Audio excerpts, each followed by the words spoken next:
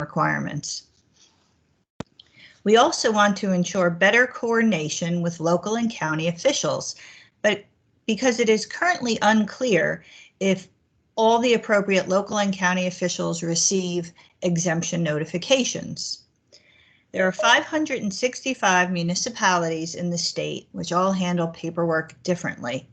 We have had some instances where it was made clear after the fact that the operator did not notify the correct local officials and did not receive all necessary local and county approvals. We are also considering deleting exemptions that are not necessary or are problematic, combining like activities, and we recognize the need for additional new exemptions, which will be the focus of today's meeting. Also, the rules sunset December 3rd, 2022, which may seem like the distant future, but rulemaking is a multi-year endeavor. Next slide, please. I'd like to introduce you to the DEP rule team, who has been part of this rulemaking effort. From the Site Remediation and Waste Management Assistant Commissioner's Office, we have Judy N.J.A.C, who is the program's regulatory officer and today meeting facilitator. From the Bureau of Recycling and Hazardous Waste Management, we have Zavar Billa, who is section chief, Mike Trocchia and Alex Sadat, who are engineers and exemption coordinators. Also participating today from our Bureau is Rakesh Patel, who is monitoring the chat feature to address written comments and questions. From the Bureau of Solid Waste Compliance and Enforcement, we have the next set of speakers, who include Tom Farrell, who is the Bureau Chief, and Paul Smith, who is a case manager. Also participating in the rule development, but not speaking today, are representatives from the water program, including Eleanor Krakowski and Steve Boyer. And from the air program, Larry C., Ken Ratzman, and Danny Wong. Next slide, please. To ensure that this virtual meeting is as interactive as possible, we encourage the use of all available Microsoft Teams functions. Most questions will be covered through the polling functionality. This will appear as a link within the comments section where you will be redirected to the main question sheets. There's also a Q&A or chat function. DEP will be monitoring that function and responding as necessary. Also is the raise your hand function, which will allow for verbal questions and comments. Whether you are using the chat or raise your hand function, please type or state your name and affiliation before making your comment. Please make your points and questions as concise and clear as possible so we may be able to respond to them to the best of our ability. Also, please ensure your microphones remain muted until you wish to speak. Judy will provide more detailed instructions on how to use these functions. Next slide, please. The goals of the meeting are simple. We want to hear from you, the industry experts, and from our local and county partners on how to improve these rules. It is my experience that the final product is often far superior if input is received from individuals with diverse perspectives. In order to avoid having stakeholders come to multiple meetings and sit through many topics that are not relevant to them, we broke the meeting up according to exemption type. If any number of exemptions are related, we group them into the same meeting. Today's group includes all amendments for food waste composting. Next slide, please.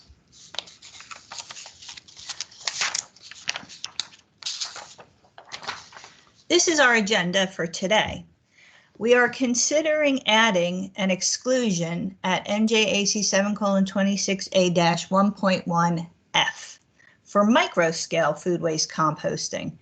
This is being introduced partially in response to a petition for rulemaking to allow this type of activity without the need for a recycling facility permit. We will be focusing on proposed operational limitations such as storage in order to prevent odors and impacts to neighboring properties. Proposed exemption number 19 is for in-vessel food waste composting. The focus of this discussion today will center around methods of storage, limitations, training, and adherence to manufacturer specifications. Proposed exemption number 20 is for food waste composting that is conducted in an outdoor setting. Focus for today's topics will be operation, buffers, and bulking. And lastly, proposed exemption number 21 is for indoor food waste composting, which, as the name suggests, will be conducted inside a closed structure. And today's focus will be on limitations and building design. Each topic will be discussed by the presenters. Next slide, please.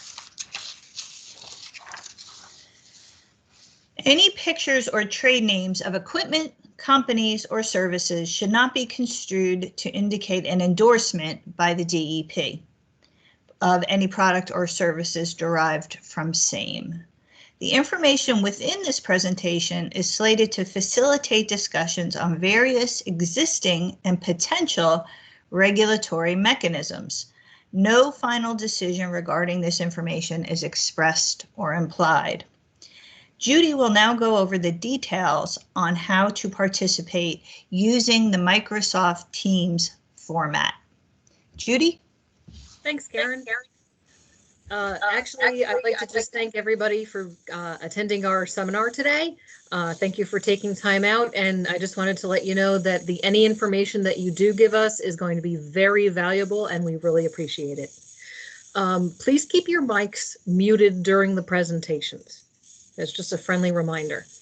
I'd like to point out that with our chat function, which is in your top ribbon, it looks like a little speech balloon icon.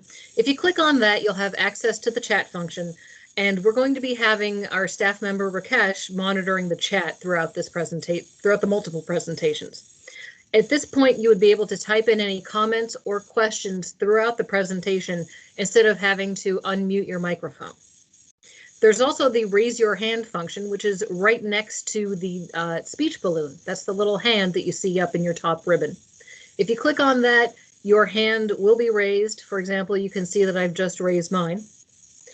And with the raise your hand function, we'd like you to use that if you have any comments or questions, but we'd like you to have those questions on hold until after each individual speaker does their presentation. After each presenter would conclude the presentation, I'll see all of the hands that are raised and then call on the particular people in order to speak and put in your comments or questions at that time. When you're selected to speak, we ask that you unmute your microphone, and when you're finished speaking, lower your hand so that we no longer call on you and can continue through the list of those that might have something to say. In the interest of time, we're going to have a staff member that's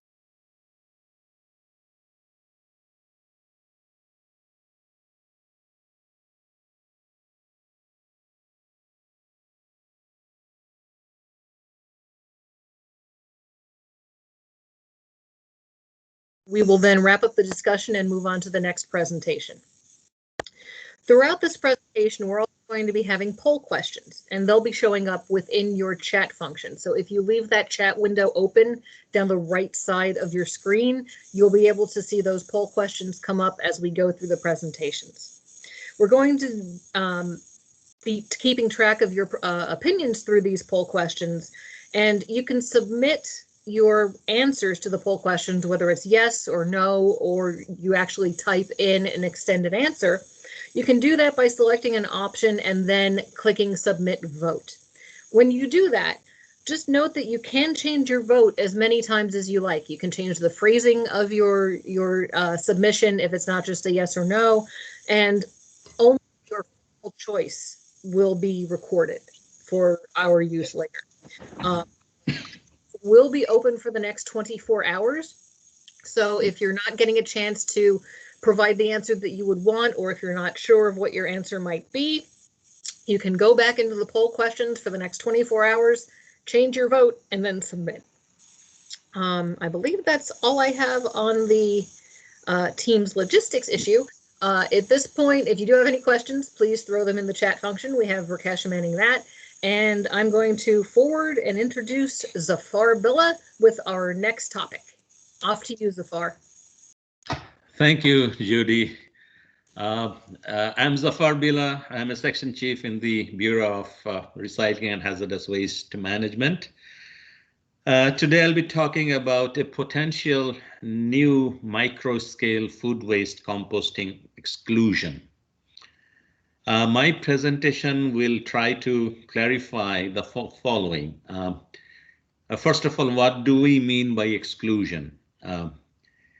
Second, what do we mean by micro scale as it relates to food waste composting? Why exclude micro scale composting? Then who should benefit from this exclusion? And finally, we would discuss some possible limitations on this slide. Next slide, please. Now, most of you are familiar with the New Jersey's recycling regulations at N.J.A.C 7:26A. Paragraph 1.1 specifies the scope and authority of these rules. This paragraph also excludes certain activities or operations from the scope of the recycling rules.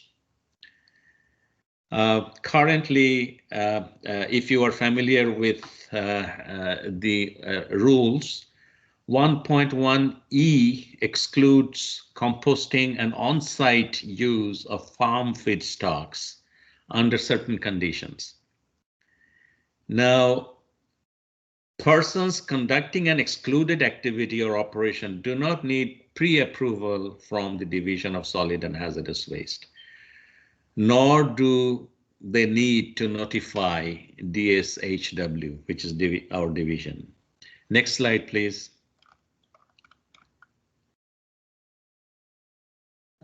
What we will do through this rule revisions is to propose another exclusion and add a paragraph 1.1f that will exclude micro-scale food waste composting operation. Like any other exclusions, this will mean that no solid waste or recycling regulations will apply for this excluded activity. Now, just to remind you that the main difference between the exempted activities and the exclusions are for excluded activities, there is no notification requirements, there is no fee involved, there is no annual reporting involved. So anyone who qualifies for this exclusion, they can go ahead and start operating as an excluded activity. But for exemptions, there are some administrative requirements before one can start an exempt activity. Next slide, please. Now, let's talk about what do we mean by micro scale operation. Of course, the micro means a very, by that word, very small quantity of food waste. So what we are trying to do is that at any instant, there should not be too much food waste or finished product or bulking agent on the site where the micro-scale food waste composting will take place.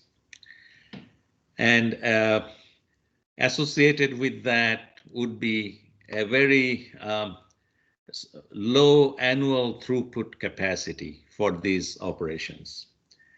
We have not yet decided on what is that very small volume that we are talking about, or very low throughput capacity that we're talking about. We are obviously seeking your inputs. And once this stakeholder meeting is over, we will decide on what is that small quantity or small throughput capacity that we will associate with this micro scale operation. Next slide, please. Now let us talk about why do we want to exclude micro scale compost operation. We know currently backyard compost operations are not regulated. Any resident who has, any homeowner rather, who has a backyard and wants to compost their own food waste, they can do that, and there is no regulatory implications on that activity.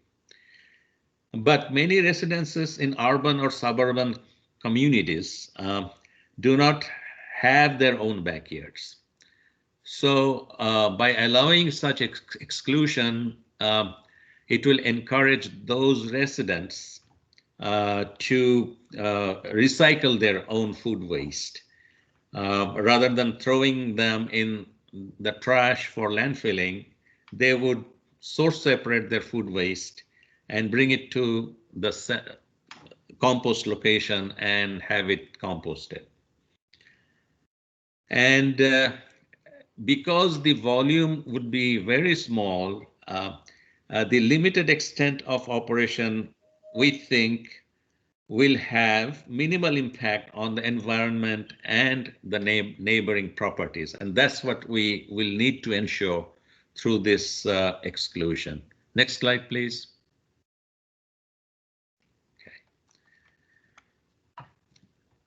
Now, who would potentially benefit from this exclusion? The first group we can think of is the community gardens that we have. Most of you know that in many urban communities, the municipalities do provide a piece of land to a group of residents for growing their fresh vegetables. So to grow fresh vegetables, those community gardens do need fertilizers. So rather than spending money to buy fertilizers from Home Depot or other stores, if we allow this kind of very small scale, micro scale compost operations, those community can produce their own fertilizers from this operation to grow vegetables. And related to this, the other group that would be interested are the multifamily dwellings who do not have their own backyards, as I said before, and currently throw their food waste in their regular trash. So they will be interested to separate their food waste and bring it to the designated location for composting if we can provide this option to them. The other group that would potentially benefit from this exclusion are some non-profit groups like the Boy Scouts. These groups are interested to help the community by in various ways. So some people already contacted us in the past, showing interest to collect food waste from the residents and composting in the community for the community's use. But current rules do not allow that kind of activity. So therefore, by allowing this exclusion, these groups will also be benefited and may get energized to do this kind of activities. Next slide, please. Now, in order to exclude these activities,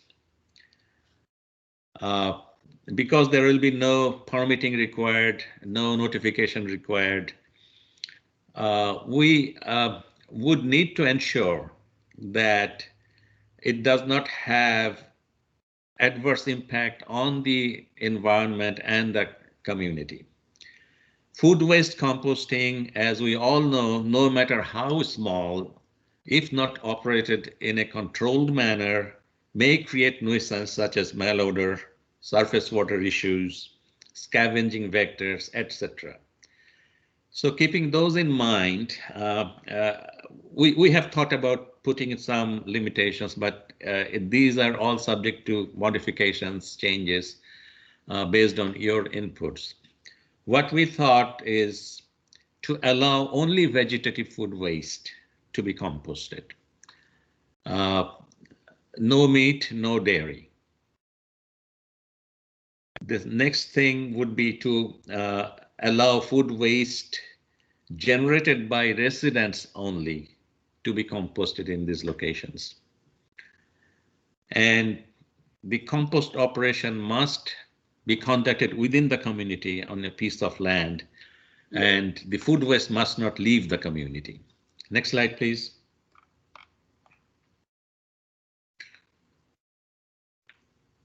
Quality control is a good, critical thing. We would require the residents to separate non-compostable waste as well as meat and dairy from their food waste before they bring it to these locations.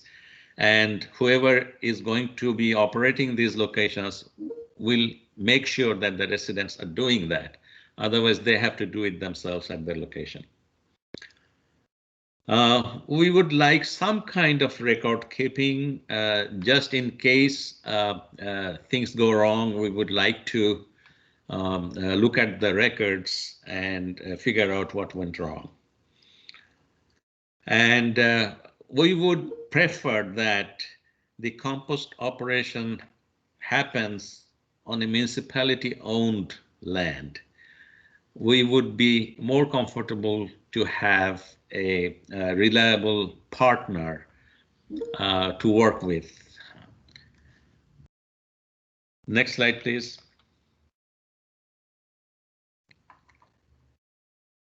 Okay, the other controls that we want to ensure is the odor control and stormwater management.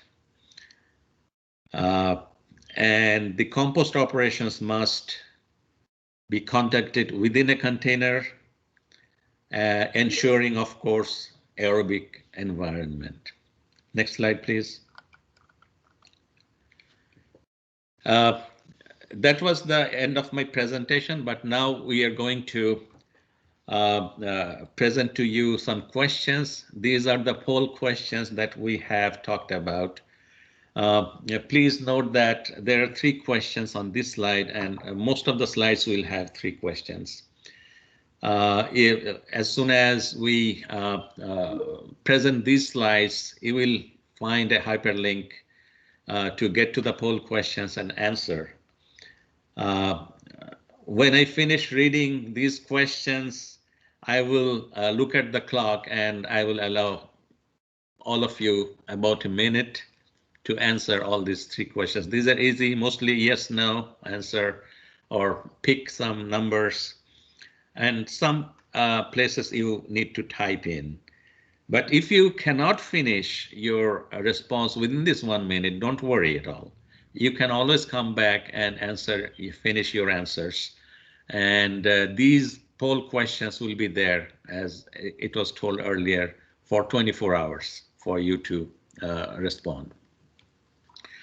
Now, question number 1 that we are going to ask you is that, is there really a need for this exclusion? You can answer yes or no. Question number 2, should it be limited to micro scale community composting only? Or can we increase the quantities and throughput this answer would be yes or no.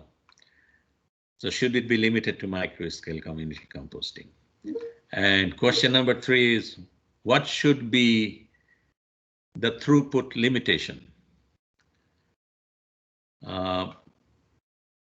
Somehow the slide disappeared from the screen. Anthony?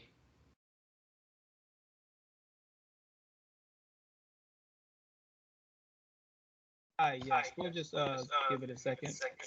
Okay. This Tyrone is actually going to have the slides. Okay, Tyrone.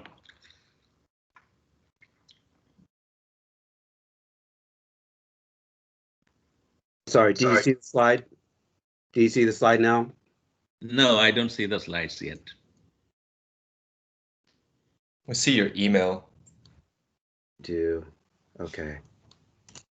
That's Michael's email. Michael, I need to request control. Okay. I don't know what happened. It just jumped to your screen. Sorry. Thank you. No problem.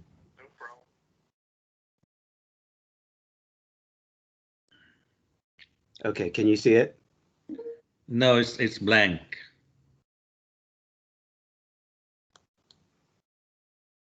Yeah, I can see it now. It was slide number 17. So what should be the throughput limitation for the micro scale food waste composting? Option A is 1 cubic yard per week. Option B, 2 cubic yards per week. Option C, 3 cubic yards per week. And option D, other. You can type in your answer. So I will allow 1 minute from now on for you to go to the link and answer.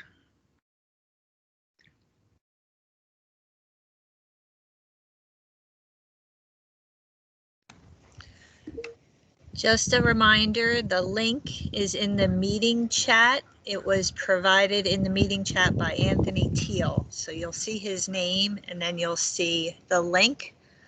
Click on the link and the 3 questions will appear and you will be able to answer them.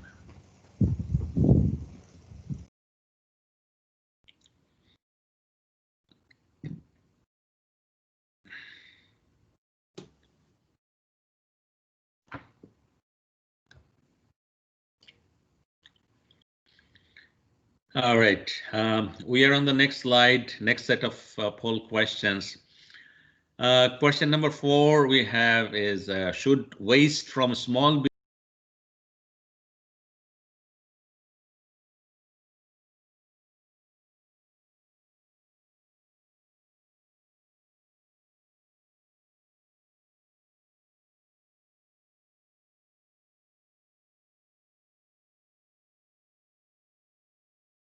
successive verified odor complaints?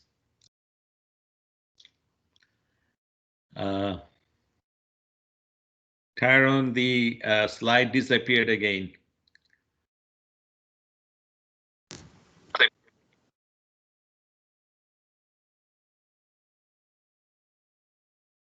Okay.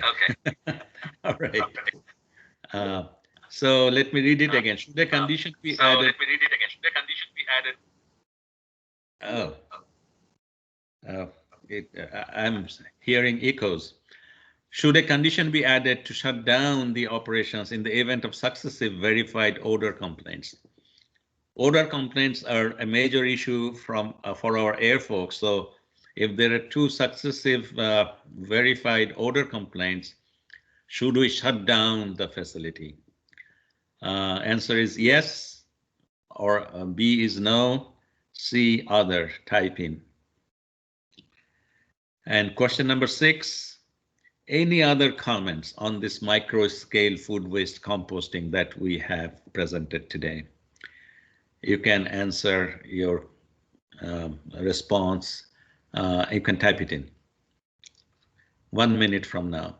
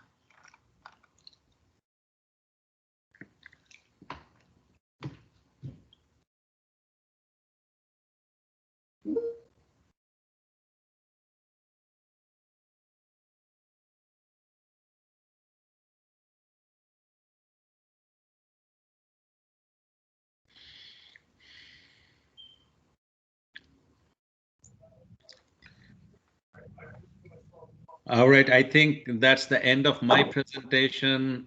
Do we see any raised hands, any verbal questions for this presentation?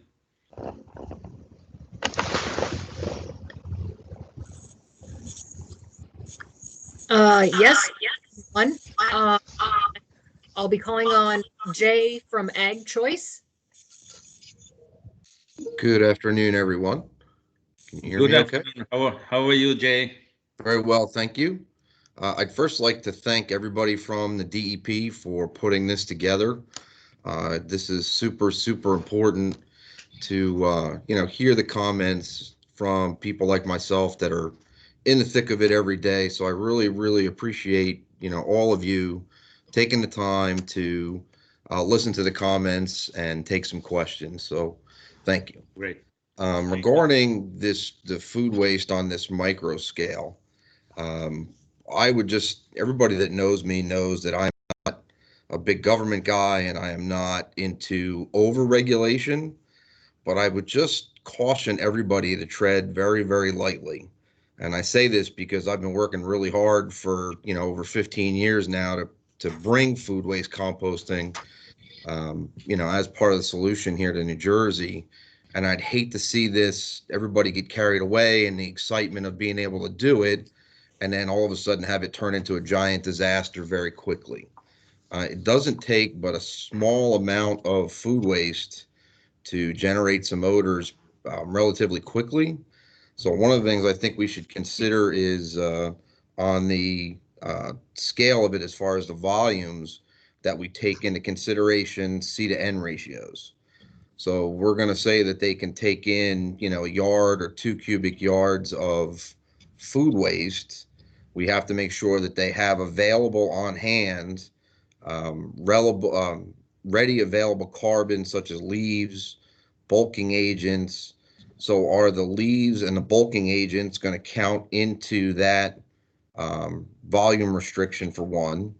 And my other question is, are we talking about pre and post-consumer food waste, or are we just talking about pre-consumer, or where do you see this? These will be food waste generated by residents. So it will be post-consumer food waste. There could be some pre-consumer if they have expired food cans or something, they can bring that in. But it is basically from residential food waste. And obviously there will be bulking agents allowed, and we will put restrictions on each volume: bulking agents, finished products, and food waste. So if I understand you correctly, if we say they're allowed 2 cubic yards per week, does that mean 2 cubic yards of food waste or 2 cubic yards of everything to make the proper recipe? No, 2 cubic yards of food waste for that location, not from each resident. All residents combined, 2 cubic yards food waste, and along with that, there will be bulking agents 3 times or whatever is needed, and that is separate. Okay, so then the rule, then there needs to be some clarity then. So it's not going to be that they're just allowed to process 2 cubic yards. Now we're allowing them to process the 2 cubic yards of bulking agent plus the available carbon to go with it. So now you just upped it to 6, 8, even 10 cubic yards. That's correct. That's correct. That will be specified in the rules. Yeah.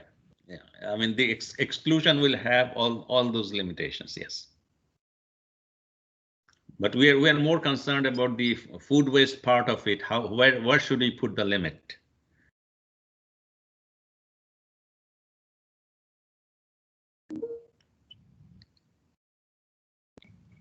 Anybody else? Okay, I don't see any more hands raised for speaking comments.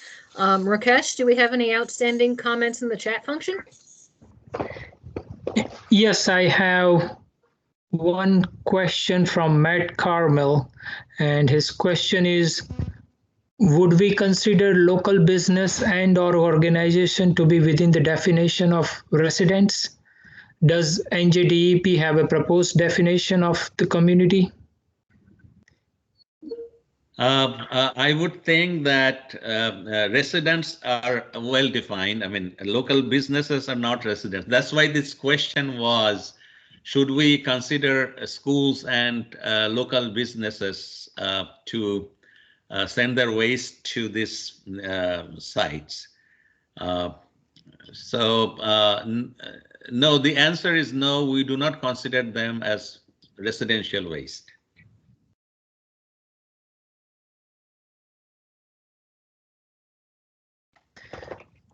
Yeah, that's all I have. Okay. I just see the raised by Nick and few other guys. Okay, I too see that. Let's go with Nick Smith-Sebasto. Hi, written question, so I don't know why you didn't see it. Should I just read it? Sure. So by limiting microscale to vegetative matter only suggests, at least to me, that modern biotechnology, such as aerobic in-vessel rotary drum composting systems, are not considered to be an option for microscale. Is that your intention? That's right. We are considering those under the exempt activities. We will be presenting it soon. Those are coming up. But for excluded activities, we are not considering those because the amount is so small. We would rather have those compost operations happen in containers.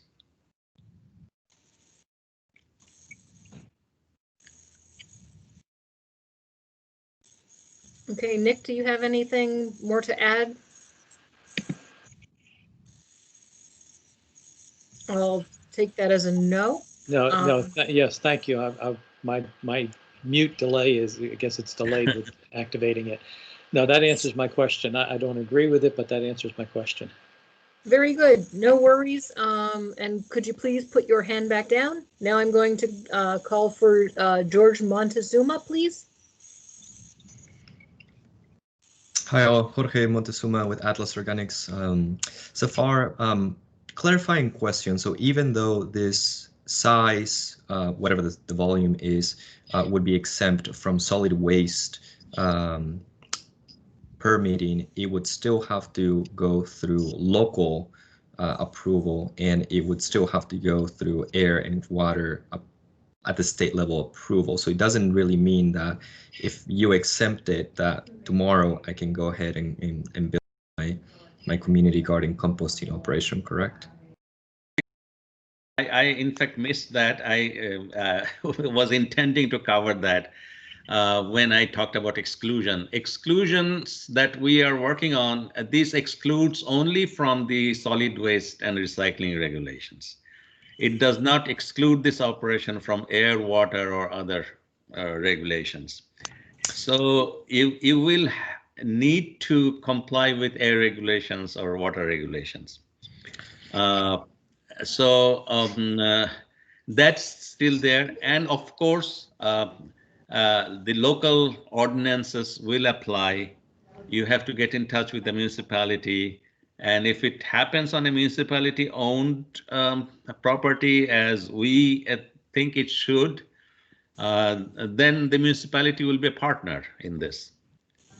So yes, all other regulations will apply. It will exclude you from the solid waste and recycling regulations only. Thank you. And a follow-up question to that: will the state solid waste section work with air and water to help create exemptions for some of these things that we're discussing today?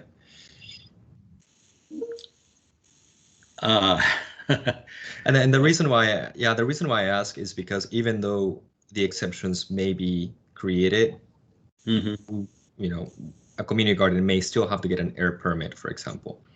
Hopefully not, or a stormwater permit. And I don't know if the solid waste section, as it pertains to the big picture, including, you know, the other sister divisions or sections as well. Yeah, as part of this rule revision team, we have representatives from Air and Order working with us, but it appears that they have their unique regulatory requirements, and we cannot exempt this activity from their regulatory requirements. So we have been talking with them if they can come up with some type of general permits for this type of operations. They are amenable to that idea, but that is for the future. But we are taking one step at a time. Thank you. All right, thank you. Jorge, thank you very much. Our next person with their hand up is Matthew Carmel. Hi, thank you. Thanks for answering my earlier questions so far. You know, we didn't get to the poll questions yet when I asked them, but you know, the one I wanted to follow up on is there an intention to put a limit, excuse me, on the residents, you know, such that they have to be within a certain community? And if so, how are we defining community? We will need to do that, how define a community, but looking at the quantity of waste, I don't think we can accommodate more than like 50 residents. So in order to do that, probably we have to define it in a way that the number of residents do not exceed that number of households, and otherwise the quantity of waste coming to these sites will be more than the micro scale limits. So we're trying to guarantee volume limitations by limiting residents as well. I mean, because that's going to be very different as if we're talking about, you know, a highly dense area versus a less dense area. You know, a multifamily property in Morris County is going to have a different density than a significant apartment building in Newark. So, you know, we have some of those same issues, and you know, I at least would posit that perhaps we can get by on the volume limitations alone. Matt, what I think is that, I mean, if the community has interest in this kind of micro scale composting, they will need to work with the municipality to find more than one piece of land, more than one piece of community garden where this kind of operation take place. So we are not going to limit the number of residents as such, but we are going to limit the amount of food waste that can be processed at these sites. Thank you. You're welcome. Okay, as of right now, I don't see any more hands raised. So Rakesh, do we have anything outstanding from chat? No. Okay, in that case, I would transfer my duties for the next presentation. Let me invite Mr. Tom Farrell. He is the Chief Bureau of Solid Waste Compliance and Enforcement. He will talk about the next presentation, which would be an exemption. Thank you, Zephyr. I enjoyed that, not as much as being in person for sure, but that is coming, I hear. So in-vessel composting is happening in New Jersey already, but it's for folks who generate their own food waste, such as a school. What we're looking at is a new exemption to allow commercial operations of in-vessel food waste composting. So we're going to talk about the limits that we were thinking about in not only the source separated food waste, but bulking agent, finished compost, etc. And we're not going to give you what we think those limits are. However, in the poll questions, the answers that we're thinking about are in there. We want to compare your answers to our thoughts, and from there come out and see what we should arrive at. Next slide, please. So in-vessel composting has a lot of advantages, really one disadvantage. Here's a link that you should access to find out from our US EPA what they think, and I've copied what they think on the next slide, please. So operational controls, odor, leachate, and compaction, it's all a benefit for in-vessel composting. We know where the active composting is occurring. Typically, these in-vessel composters will have sophisticated equipment on it, and this picture is a fairly simple one, but you'll see temperature control, airflow, things of that nature. So the operational control is much more readily handled by an operator, and we have more confidence in the composting result if it's operated correctly. Likewise, since it's all enclosed, we're not expecting a lot of odors nor leachate. And again, we're not dealing with a bunch of windrows over a large-scale area, equipment to turn. Expense-wise, upfront, it can be expensive, but once you get through that upfront expense, the long-term monitoring should be much easier in operation as well. Okay, you might need somebody with technical expertise as well, so you have to make sure that they know how to operate the in-vessel composter. Next slide, please. So training is important. We're looking at an annual training with a certification from somebody like the U.S. Composting Council, Rutgers, or their equivalent, a county agricultural resource management agency. Anytime you get a new operator on, they need to be trained and have this certification. And we feel it's important that they know what they're doing to avoid any of the problems with odors. Next slide, please. So if we were doing outdoor composting, you could see in an area like this, it would be very difficult to have a buffer because of the odor potential. With in-vessel composting, even urban composting could be possible, but it really depends on your proximity to your neighbors. So we're going to come up with a buffer distance where active composting we feel should cease at a certain distance from your neighbor, but it's hard to do that, much harder in an urban environment, but perhaps you can do it with in-vessel composting, we'll see. Next slide, please. So when you're getting food waste from a cafeteria, you're going to get a lot of plastics, knives and forks, plastic cups. They get in the way of the microbes digesting the compost, the food waste, to make it into compost. And also they're an eyesore, and it could, attract bacteria, unwanted bacteria and vectors. So we want you to pull all that out and not have it introduced into the in-vessel composter. So the proper management of that is you're going to generate a waste pile of these physical contaminants, and they should be managed in accordance with the Solid Waste Management Act. Okay, next slide, please. So there are many contingencies that we're looking at as far as the timing of the material introduced. We're looking at a certain time period to get the food waste right into the vessel upon arrival. Limits of storing the separated food waste, how you store it, is it a stormwater control, should it be covered? Is there a portion of that food waste that can be an odor problem?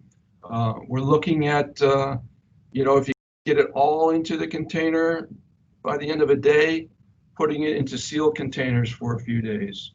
But we'll see, next slide, please. So you have to be careful with food waste, for a lot of reasons. A lot of gases can come off of it.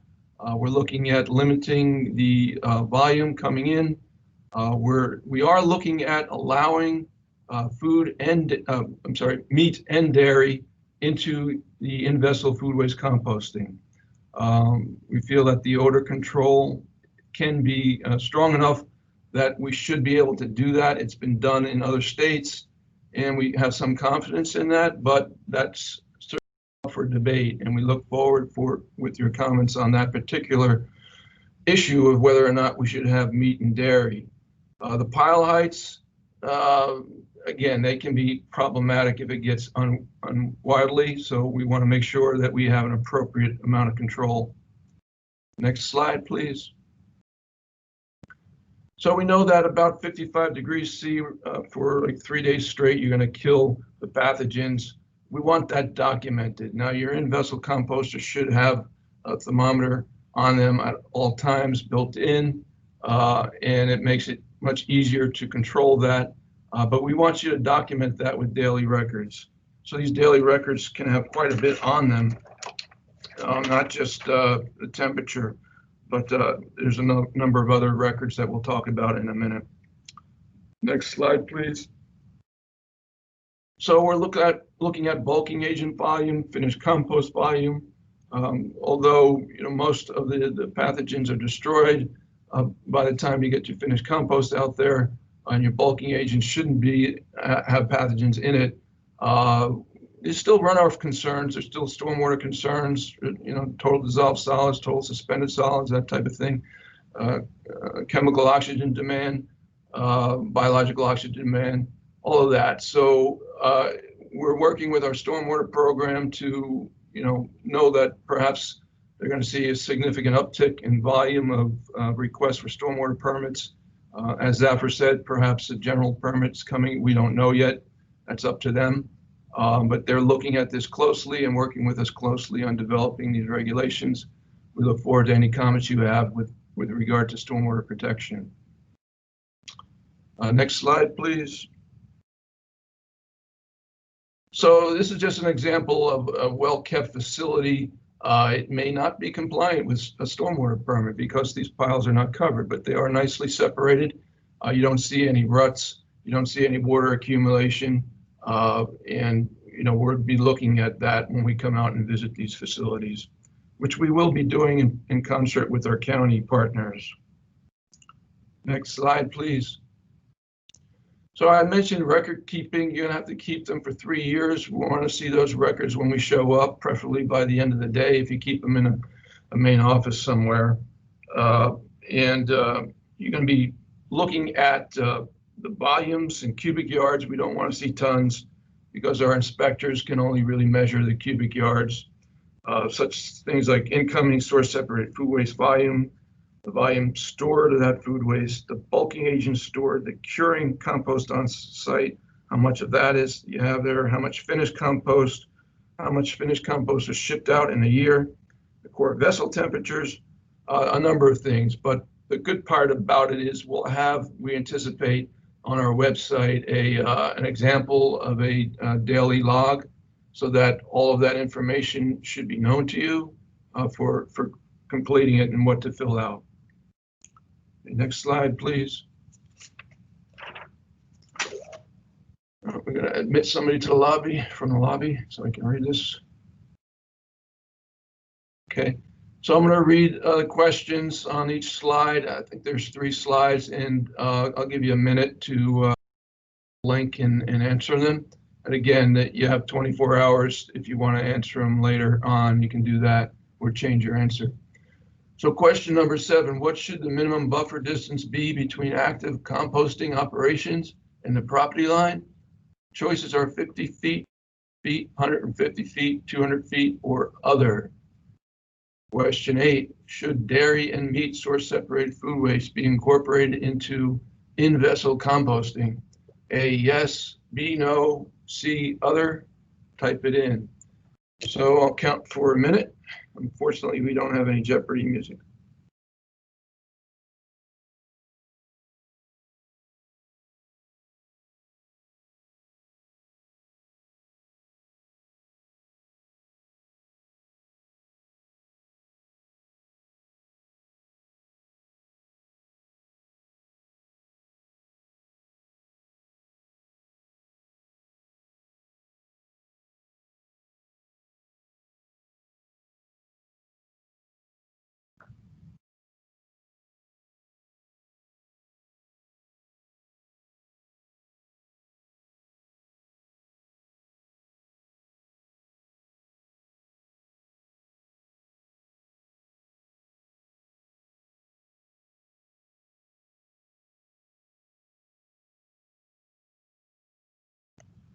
Okay, next slide, please.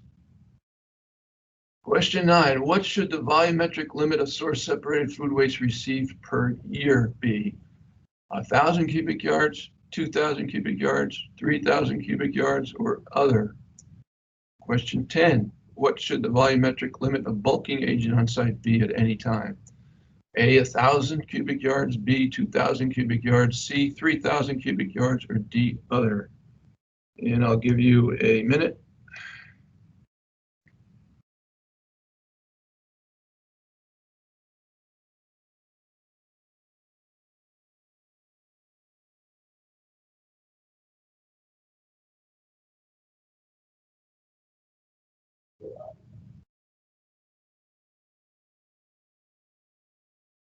Let you know.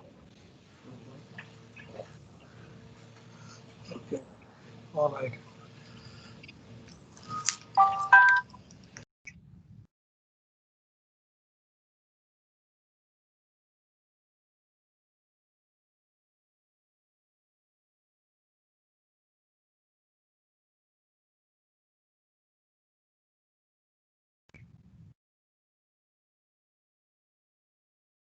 Okay, next slide, please. Question 11, what should be the limit of the volume of finished compost stored on site at any one time? A, 1,000 cubic yards, B, 2,000 cubic yards, C, 3,000 cubic yards, D, other. Question 12, should there be any additional training requirements other than specified in this presentation? That's an open-ended question you can just type in. I'll give you a minute.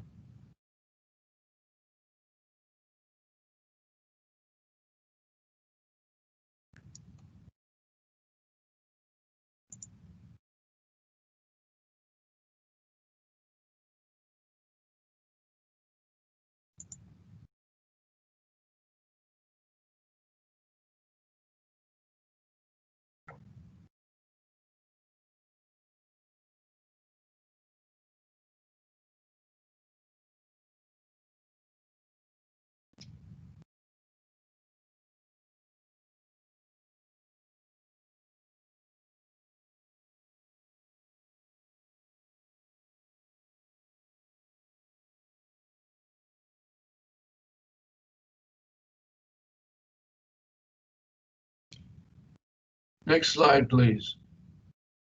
Okay, this is the last slide from my presentation. Question 13, besides temperature, what other measurements should be taken to determine effective composting is occurring or has occurred? And how often should such measurements be taken?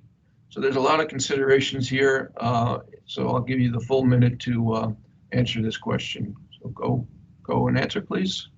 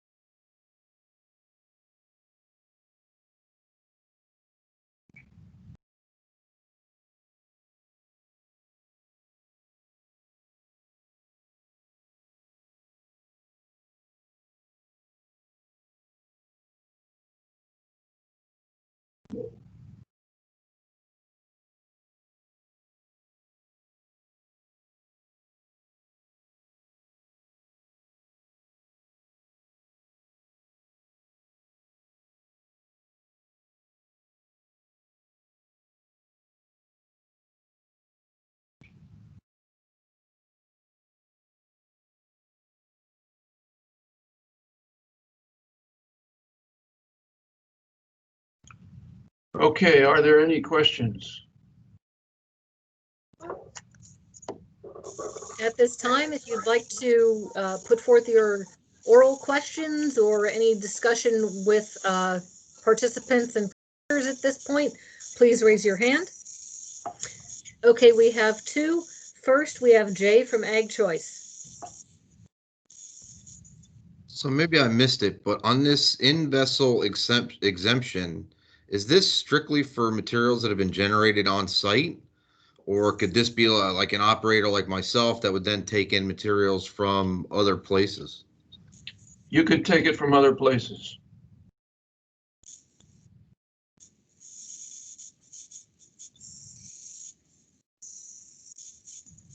Was that direct enough? Jay, do you have any further questions?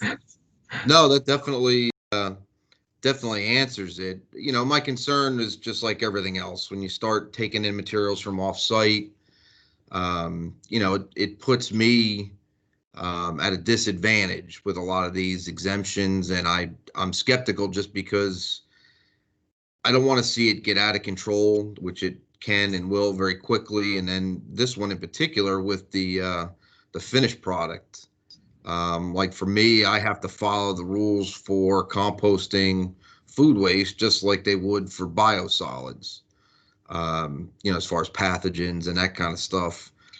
This material that's coming out of this vessel is then with this exemption allowed to be used as a saleable product. Yeah, we're looking at that as a saleable product, but you know, there are controls that, you know, we're considering as well, and maybe I should have had a slide on it, but you know, we'll have to have some documentation that the pathogens are gone, and depending on the source of the food waste, there may or may not be testing. Who knows? I mean, we're all in deliberative process right now, so we're open to all suggestions.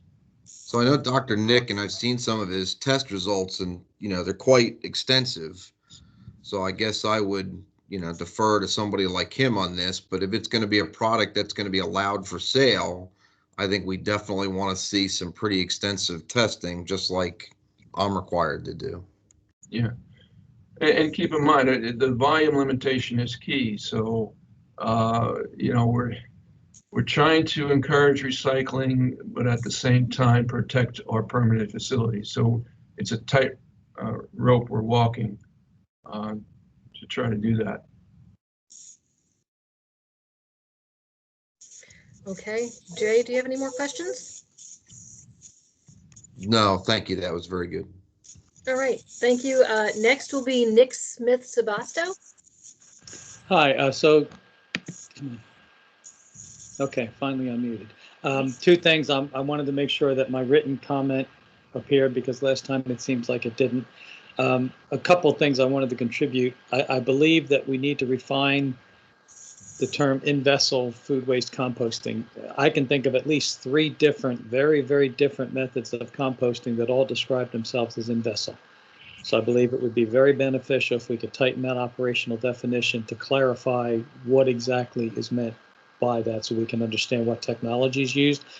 For example, one of the reasons that I describe mine as aerobic in-vessel rotary drum composting because there's no ambiguity. There can be no question what type of biotechnology is being offered. It's not a GORSOC.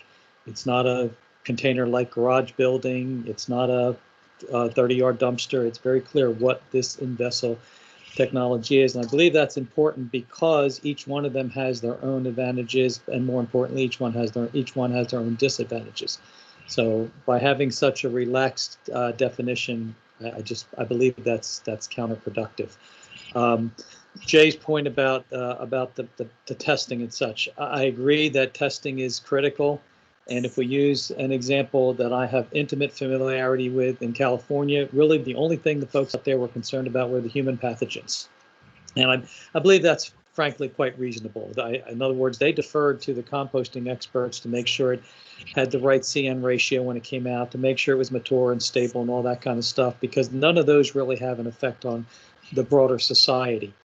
The possible presence of human pathogens, on the other hand, could potentially affect the broader segment of society. So that's where the government officials exercised their due diligence and their responsibility and said, this is what you have to monitor. Now, that said, any credible composting operator is going to use the appropriate methodology to harvest a sample, control the chain of custody from sampling to the lab to assure there's no contamination. And it often will be found that, great, the compost sample was free of all human pathogens. The problem is that that doesn't mirror reality. It doesn't mirror actual practice. Actual practice is the compost spills out of the digestion vessel, perhaps through a screener, perhaps and then into some sort of a transportation vessel to the site.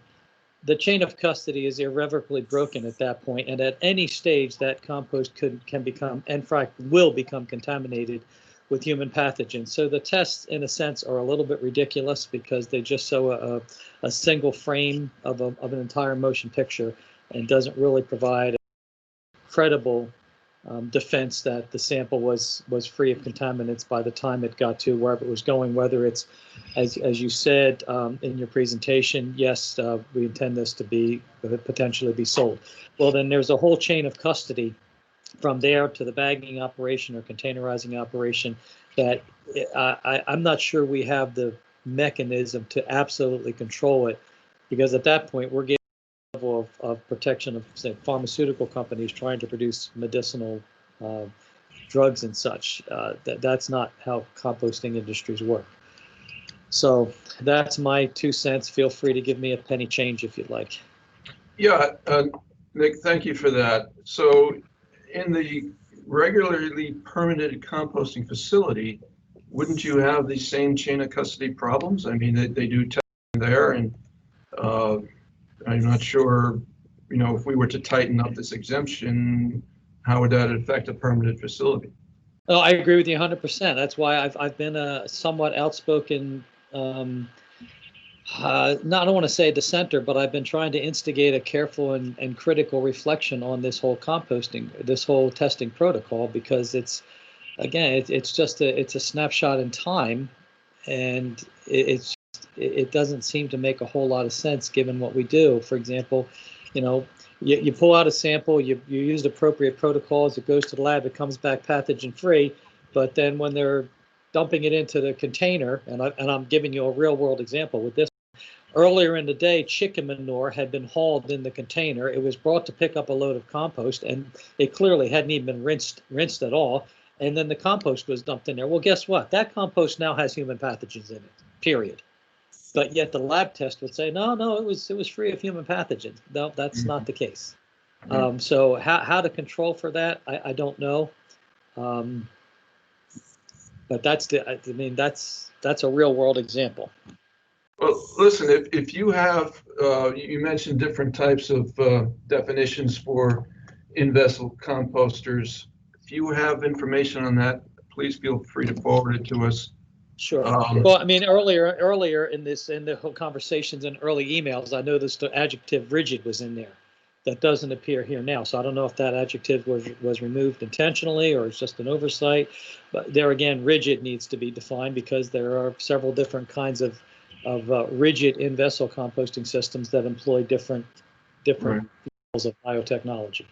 So I'm going to ask our moderator, Karen, and perhaps somebody else knows, do we have an email address for this meeting that people can follow up with questions with or provide information? Yes, it will be supplied at the closing, during the closing slide. It's the exempt recycling email box, but once we get to that slide, we can provide it. Very good. All right, thank you, Nick. That was helpful. You're welcome. Just one last thing I wanted to state, unless they're going to read the comments.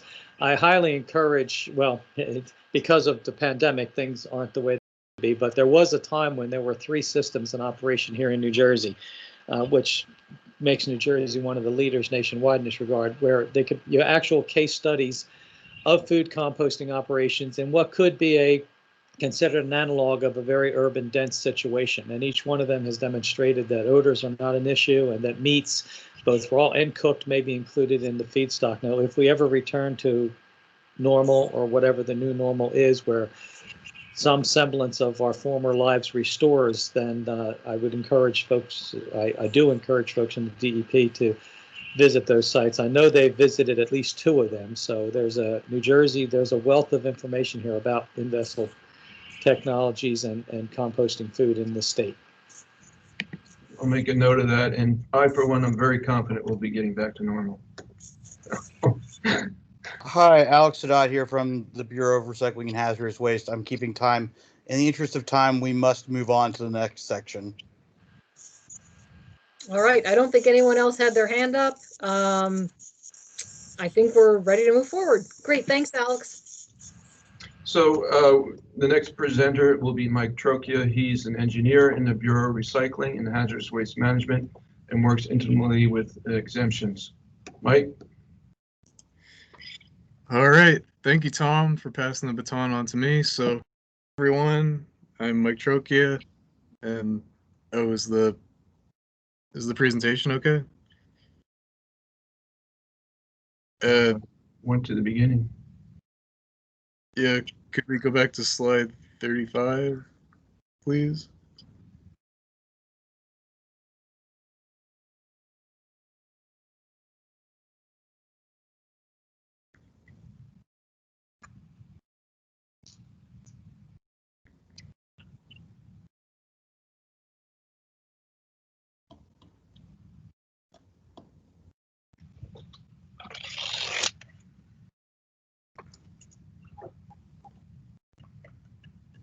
Everything okay, Tyrone?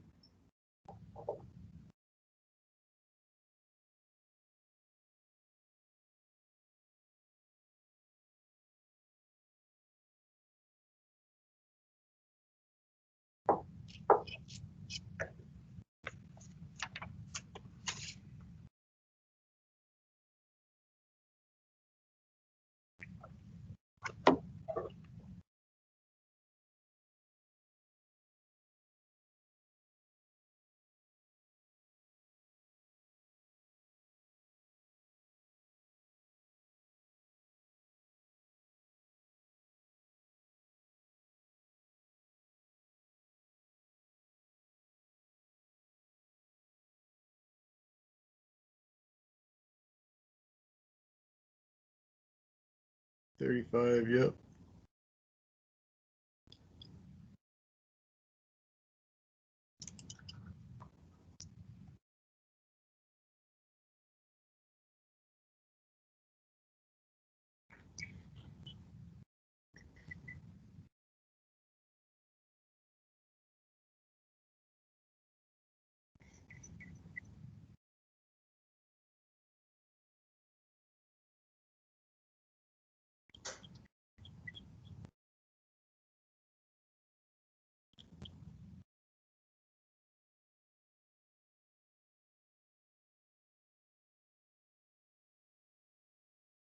Okay, all right.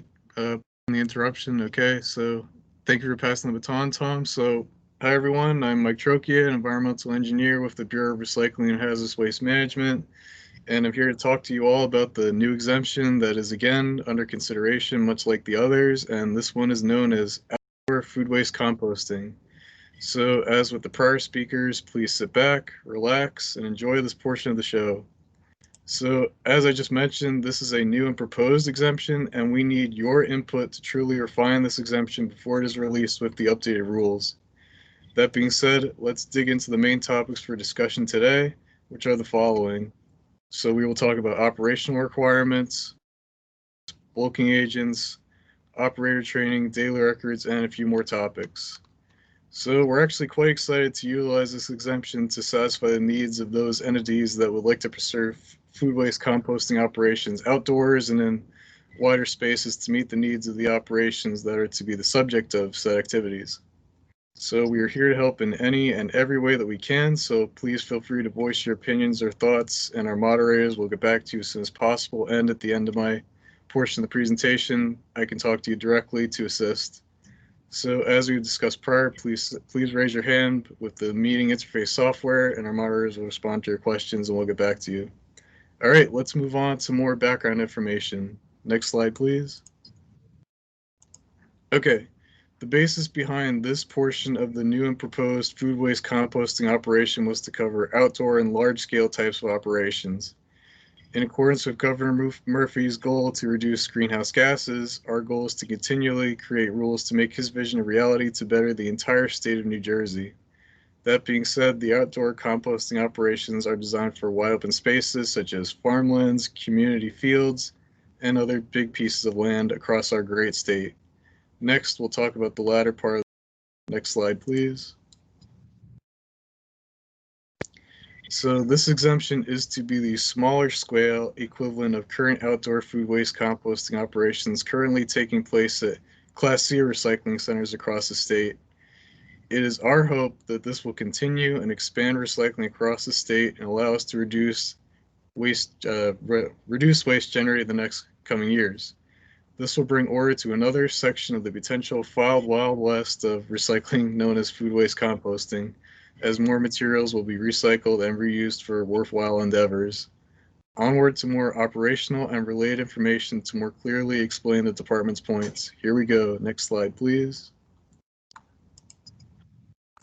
Okay, here is a summary of the proposed exemption itself. First, we will start off with the allowed activities and materials. In order to properly commence the activities associated with this exemption, one must list the following: a gas-permeable water-repelling compost cover to prevent stormwater and other inconveniences from penetrating the operation itself, a leachate collection system to gather all of the runoff material, and an aerated blower designed to ensure continuous aerobic conditions. Then we have the qualifications for the operations itself that will be divulged to give more flavor behind how this food waste will be properly handled for the outdoor types of operations. Next slide, please. The first set of qualifications involves buffers. The department is stipulating that the owners of these exemptions shall maintain a certain buffer distance between the active operations and the property line. This is intended to mitigate disturbances to neighbors and is based on technological stipulations from the outdoor operation of composting, again based on the Class C regulations. Then there is the volume limitation, which is that the facility must receive less than or equal to a certain cubic yardage per year of source-separated food waste materials. Please note that this excludes meat, fat, oil, grease, bone, and dairy products. This limitation was devised based on yearly food waste incoming capacities for similar states presently conducting these operations or similar. The last phase of this process is the operational conductance mannerism and other precautions that must be followed. Next slide, please.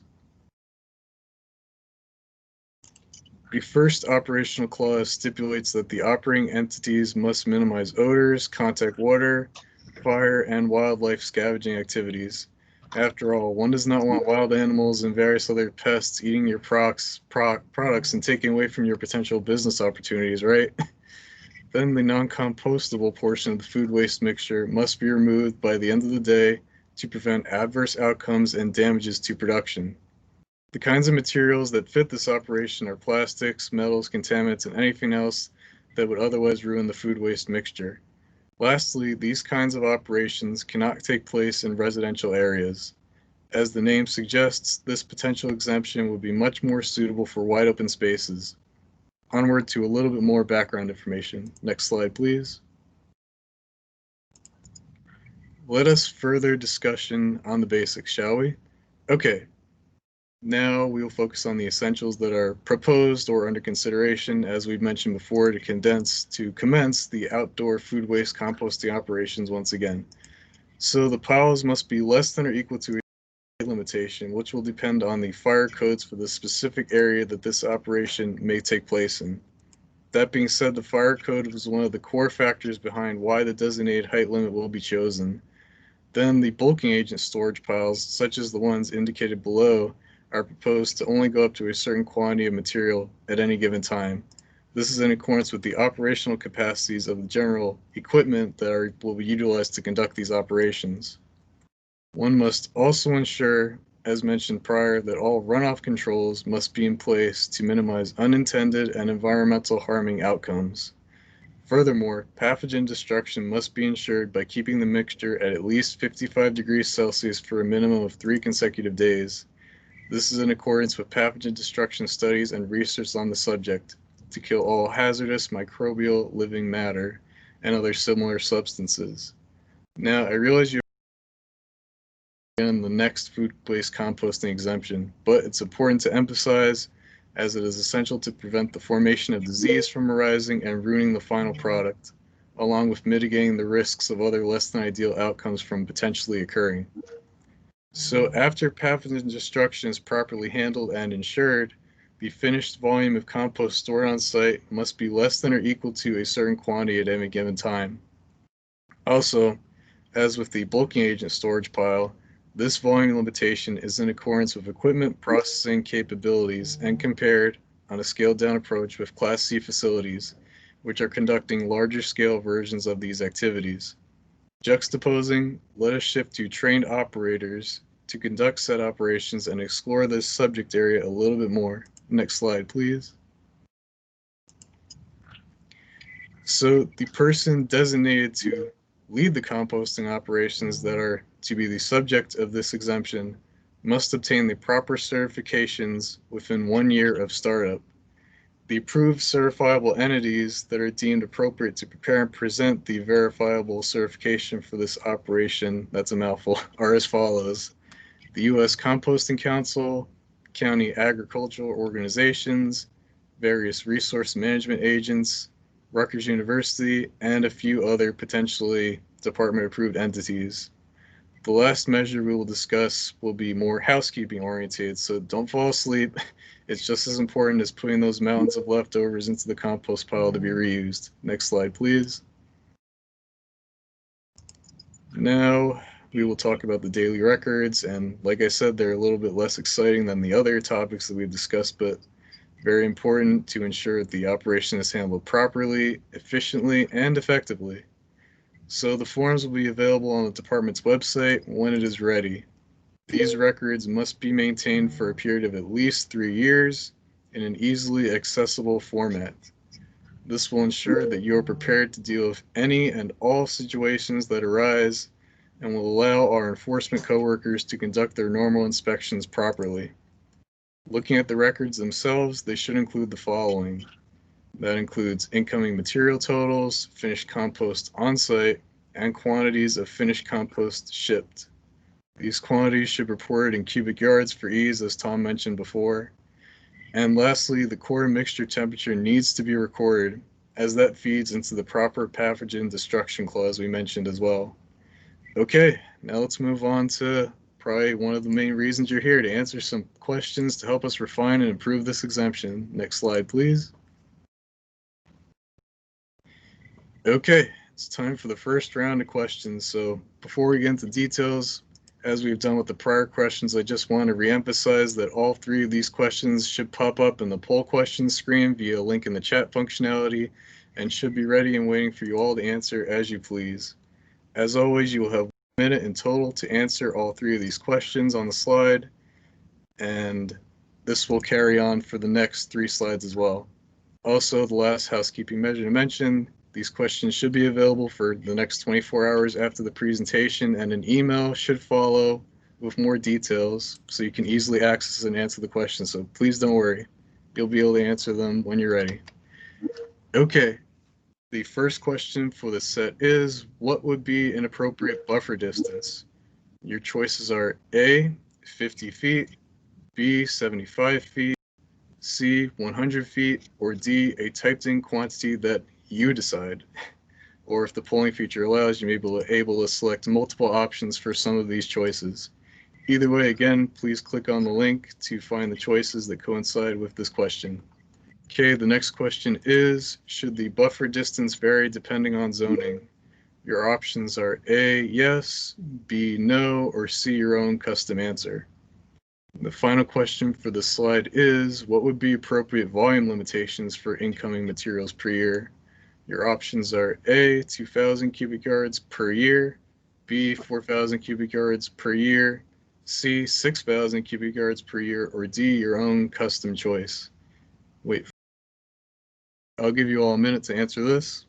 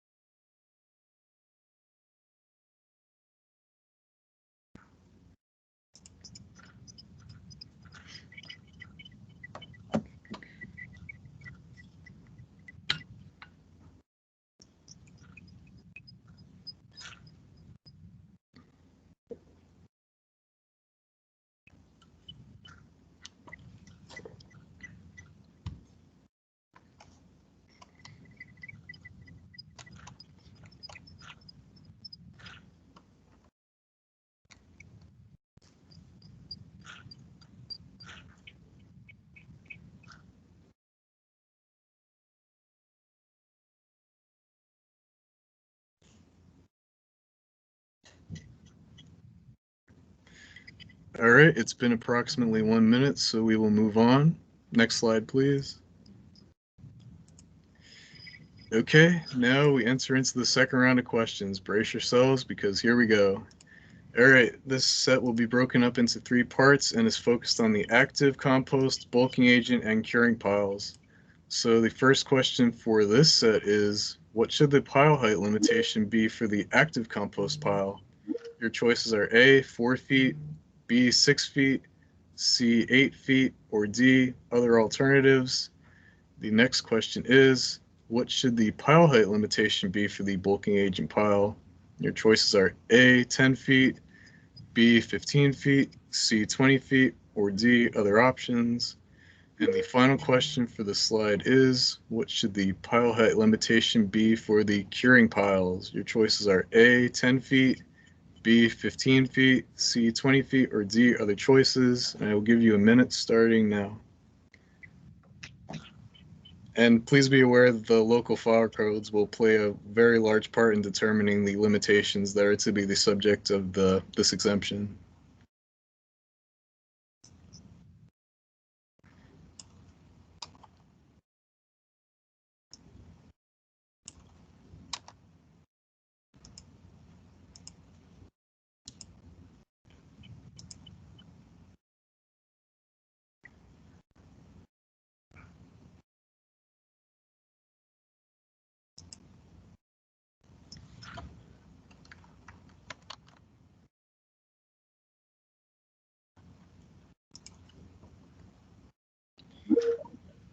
Okay, it's been about 1 minute, so let's move on. Next slide, please.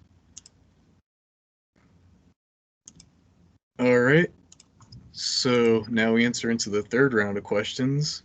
So this first question for this slide set will be, what should the storage volume limitations be for the bulking agent piles? Your choices are A, 500 cubic yards, B, 1,000 cubic yards, C, 2,000 cubic yards, or D, other alternatives.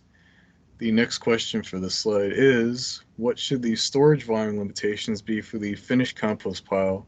Your options, should you choose to accept them, are multiple, if the latter is possible, are A, 750 cubic yards, B, 1,000 cubic yards, C, 3,000 cubic yards, or D, a type in alternative. And the last question for this penultimate slide is, should the compost pile be required to be maintained at 55 degrees Celsius for 3 consecutive days? Your options are yes or no for this category. Once again, if you can't answer all these questions now, do not worry. You have 24 hours after the presentation. And with that, I will give you a minute starting now.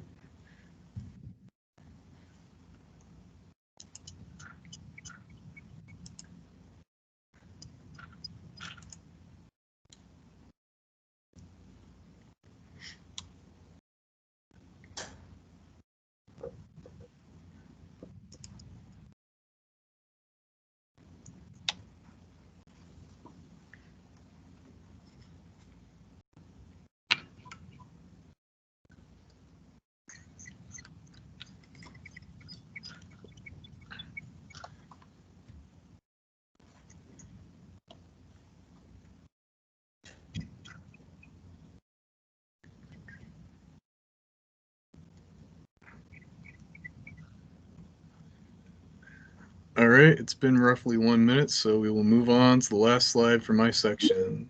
Next slide, okay? So this is the final set of questions. Are you ready? Here we come. All right, so the first question for this ultimate set is, what other organizations should be allowed to certify the operators? This is an open-ended question, so feel free to populate it with whatever you feel.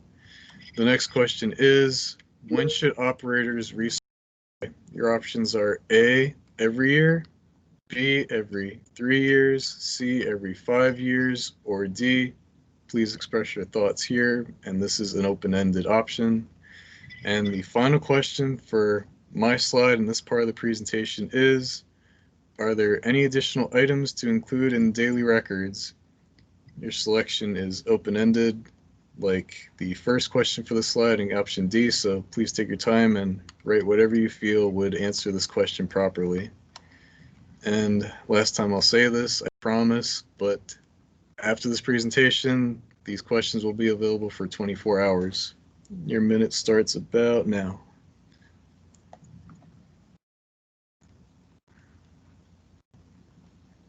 And when the minute expires, we'll be able to open it up to you guys so you can answer some questions like we did at the end of Zafar and Tom's portion of the presentations.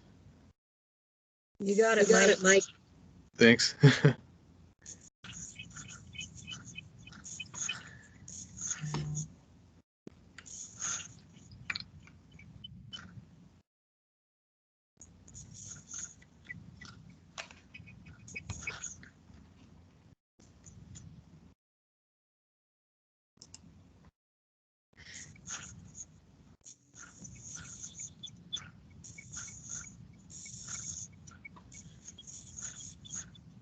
All right, it's been roughly 1 minute, so we will open the floor up to you guys. So Judy, do we have any questions?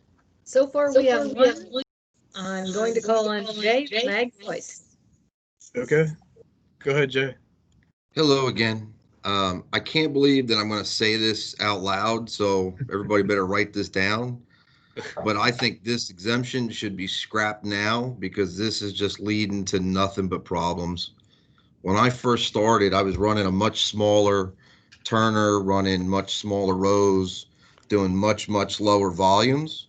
And even at that, there was still a lot of potential for odor vectors. The covers work fantastic. We use them for the first, I don't know, 5 or 6 years of our operation. They do a great job shedding water, controlling storm water. We did a lot of work with Rutgers, verifying the usefulness of those covers, and they are fantastic. It's the food waste and the odors. Even if they do an aerated static pile, as soon as you crack into that pile, you're looking for, trouble emitting odors. Now, my current facility and even my previous facility, I had a half-mile buffer from me to any residence, any other structure. And still, every now and again, if we don't have everything just right, you can get an odor. There's a facility up in Wantage, New Jersey, and I won't call it out by name, but they're not doing food waste, and they still have odors that are traveling 3 and 4 miles away up to my in-laws' house. So my personal opinion on this is to scrap this exemption before it even gets started, because we're just begging for a problem. Yeah, we know the odors can be a problem, but we're going to be very careful with, how we regulate and to make sure that, like you said, those problems don't arise. So thanks for your comments. We'll take that into consideration. So rather than exempting this, I would like to see more like what I've been proposing since we first started, that tiered approach, and maybe make this as the bottom tier, like the entry level tier above the in vessel, further above the micro scale, but maybe this is the entry level where there's still some oversight, because that's my big concern is, not everybody, and this was coming from a DEP guy, he had said to me at one point, Mr. Fisher, not everybody's like you and your wife and operate your facility like you guys do. And he was right. I mean, not everybody tries to do the right thing. And I think that's where we're going to get into trouble if there's not some kind of, regulation or somebody keeping an eye on these things. As it is now, there's a lot of exempt compost facilities.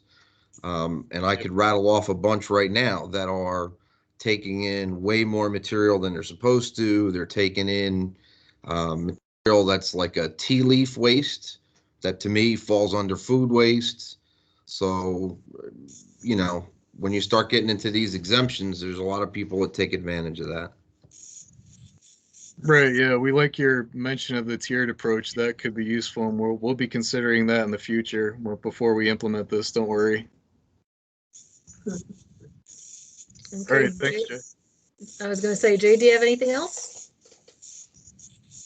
I'll take that as a no. Next one up. Next one with the hand raised is Wayne DeFeo. Hey, everybody. I have just 2 quick comments. First of all, I think it's great that you're doing all this.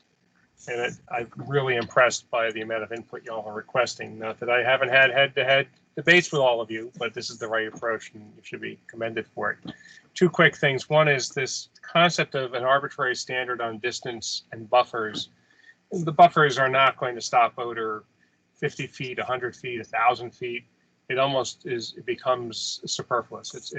I've been as far as 5 miles away and smelled food waste facilities that have gone bad. So I'm not certain that accomplishes much other than you do get a visual buffer and you can get sound buffers. Those things are certainly worth implementing.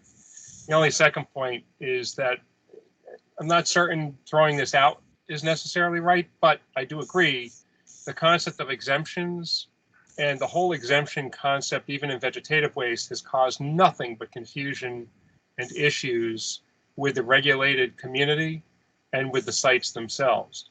Because you're talking about thresholds. How many cubic yards is the threshold? How much? It's a fairly arbitrary decision. What I like the concept of a tiered approach. You're a low level if you do this, if you're a medium level if you do this, high level if you do that. You might want to base those on the volumes, but I think the exemption element, the way this is structured, I just think it's going to lead to a lot of confusion and a lot of regulatory problems between the facility and the county and the state. So I would just say approach this with caution, Michael, and consider the tiered approach to a permit and just use different permitting levels. Okay, yeah, I agree with your point about, buffers are difficult for odors, but, we're working on ways to curb them the best we can. And like you and Jay said, the tiered approach could prove effective, and based on volumes, it may be the most effective. And we'll consider all that before we finalize the exemption. Don't worry, and thanks again for your comments. Thank you. You're welcome. Alex Sadat, again, we are out of time for this section. Well, that works out pretty good because there's no additional hands raised at this point. All right, I guess on to Paul Smith. Yep. Hey, thanks, Mike. Hello, everyone. My name is Paul Smith, Case Manager, Bureau of Solid Waste Compliance and Enforcement. And I'm excited to discuss new details about the department's proposed exemption for indoor food waste, exemption number 21. We are soliciting your input to help us refine this new exemption before it is released with updated rules. Here are some interesting facts regarding food waste that is compelling the development of this new exemption. In the United States, approximately 95% of all discarded food waste ends up in a landfill. It makes up the largest component of municipal waste at 21%, according to US EPA. Food waste contributes a significant portion of the methane gas emissions produced at landfills, which have environmental, economic, and social impacts on New Jersey. Our goal with this new exemption is to encourage and promote food waste composting that lessens the amount of food waste sent to landfills and reduce methane gas emissions. Such actions will extend landfill life, help reduce pollution from waste transportation, processing, and curtail the need for chemical fertilizers. This exemption addresses food waste generated at institutional settings, such as hospitals, care centers, schools, colleges, and office parks, which typically produce larger quantities and warrant different management practices than smaller scale operations. Also, those campuses also provide extensive size where the generated compost can be used for landscaping at those complexes. Food waste composting under this category are being proposed to occur inside a fully enclosed building or structures to control impacts to the environment and neighboring landowners. It is important to note that although composting operations are proposed to occur within a building or structure, it does not exclude the operator from obtaining all other required departments' permits and approvals, including air, stormwater, land use. The slide just goes over the things that are going to be covered in this discussion. Next slide, please. This new exemption is designated to promote and manage food waste composting operations in an environmentally sustainable way that is safe and minimizes impact to public health and the environment. The department believes that it can accomplish this endeavor if the noted objectives are effectively managed during operations. Certain controls are necessary during food waste storage, handling, and processing activities to ensure a successful composting outcome. The department has considered a number of controls in our development of the new exemption, including manage leachate, control pest and scavenging wildlife, and produce compost free of pathogens. Next slide, please.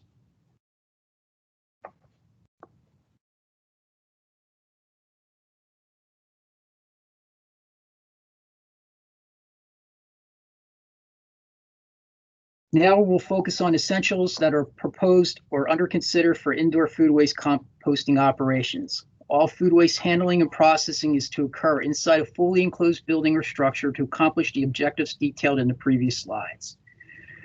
Due to the building or structure size and configuration, indoor pile size will be dictated by ceiling height, the Uniform Fire Code, and equipment limitations. Likewise, maximum stockpile size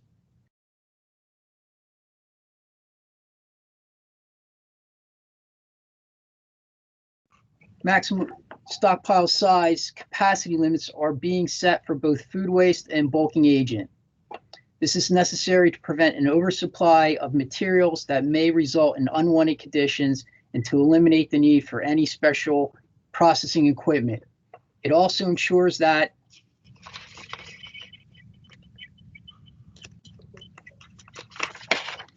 there is a ready supply of materials on hand to optimize compost operations and satisfy the internal pile temperature performance criteria of 55 degrees Celsius for at least 3 days for pathogen destruction. This temperature standard is consistent with documented scientific studies and research. As previously indicated, runoff controls are necessary to minimize unintended environmental impacts. Next slide.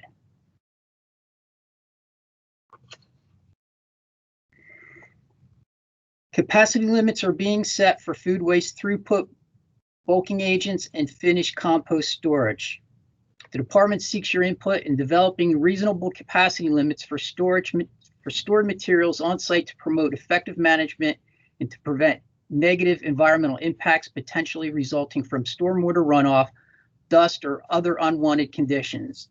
It also ascertains that an operator has established outlets to market the finished compost. Based on your feedback, we will be able to adequately determine the proper limitations for this proposed exemption. Next slide. In the previous slides, we detailed objectives to control food waste composting impacts to public health and the environment through certain control measures, including types of food waste, stockpile size limits, and the use of fully enclosed buildings or structures.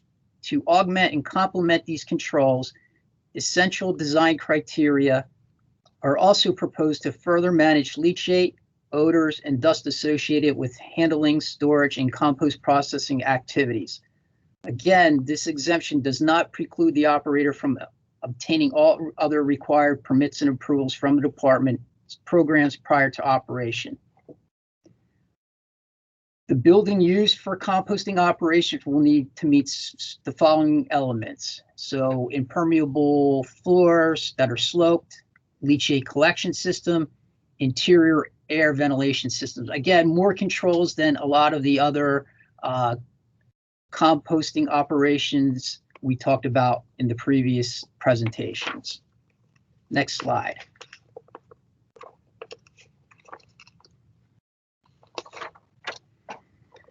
Compost quality is dependent upon the contents of the food waste being introduced into the process. The first step is to ensure that any packaging material or other non-compostable debris in contact with the food or other waste are removed before processing begins.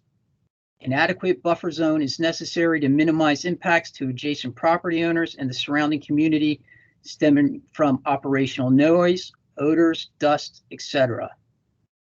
The department seeks to find a reasonable balance that may have been overlooked and needs to be considered with regards to receipt, processing, and storage.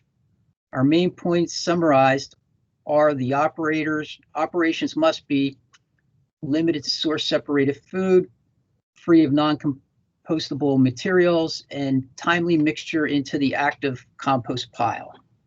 Next slide. Compost pile maintenance is a critical component of food waste management by maintaining a robust community of microorganisms. Routine manipulation of the compost piles promote favorable conditions that maximize uniform decomposition. This is accomplished by homogenizing ingredients, maintaining an adequate carbon to nitrogen ratio, reducing particle size, and enhancing oxygen levels through convection within the pile. Collectively, these factors result in rapid decomposition when the desired thermophilic temperature range is met. Temperature and other parameter monitoring provide valuable information about the health of the microorganisms present in the compost. Therefore, it's necessary to have requirements that facilitate compost manipulation. Next slide.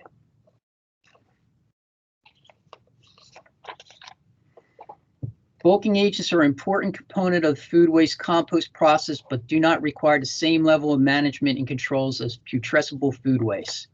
They may be stored outside and require some management to control stormwater runoff. Additionally, bulking agents can pose a fire risk when certain ambient atmospheric conditions occur. Here's a summary of the main points from this slide. Basically, bulking agents will be wood chips, leaves, crop chafe, and they provide your carbon to your food waste for decomposition. Outdoor storage is allowed. Manage to control stormwater runoff again. Housekeeping to prevent rutting and ponded water. Next slide. Daily records are essential to ensure operations are conducted properly and regulatory requirements are met. Proper records are very useful in that they allow the department to evaluate operations when an unforeseen condition or problems develop needing to be rectified. However, based on our experience, this important endeavor is often neglected due to uncertainty on how information should be recorded and formatted. To make record keeping easier, a standardized form is being developed for utilization that can be downloaded from the department's website when completed. This will ensure you are prepared to keep accurate records. Compost records must be maintained for a period of at least 3 years and made available upon request by your inspector. The main points to emphasize here are records are to document daily operational data, allows the operator to effectively manage the compost operations, helps make the department make compliance determinations, are useful in resolving unforeseen conditions or problems. Next slide, please. Here's some more objectives of the record keeping. Ensures the compost is suitable for end use by documentation, standardized forms that you can get from the website, and you maintain them for at least 3 years. Next slide. This slide deals with training. A person designated to lead the composting operations that are subject to the exemption must obtain proper certification by attending an approved food waste compost course within 1 year of startup. By completing an approved course, an operator will receive proper training leading to essential skills and knowledge to effectively manage composting operations. Such training ensures that undesirable impacts to the environment and human health are minimized. Periodic recertification allows the operator to keep updated on new composting techniques, which improve efficiency. That being said, the operator certification process may encompass the following. So operators of a new startup must get their certification within their first year, attend a course through various organizations in colleges such as Rutgers, U.S. Composting Council, agricultural resource management agents, etc. Next slide, please. So now we're going to go into the poll questions related to indoor food waste composting. You'll have a minute after I go through all the questions on this to provide your answers. So the first set of questions, how long should food waste be stored prior to windrow placement?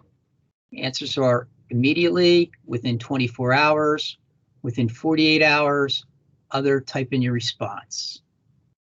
What would be an appropriate setback distance from the property line? Answers 50 feet, 75 feet, 100 feet, other. Type in your response.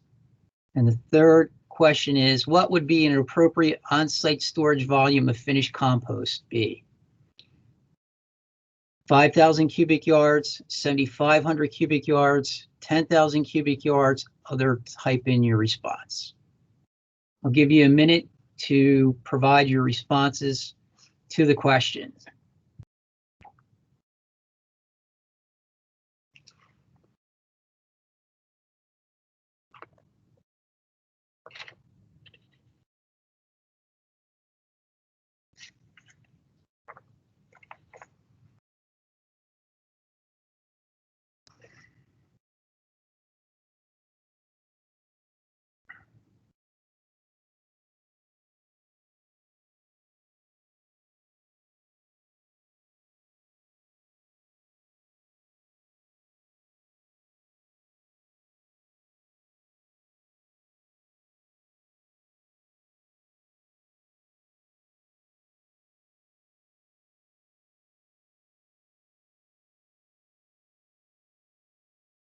Okay, our 1 minute's up.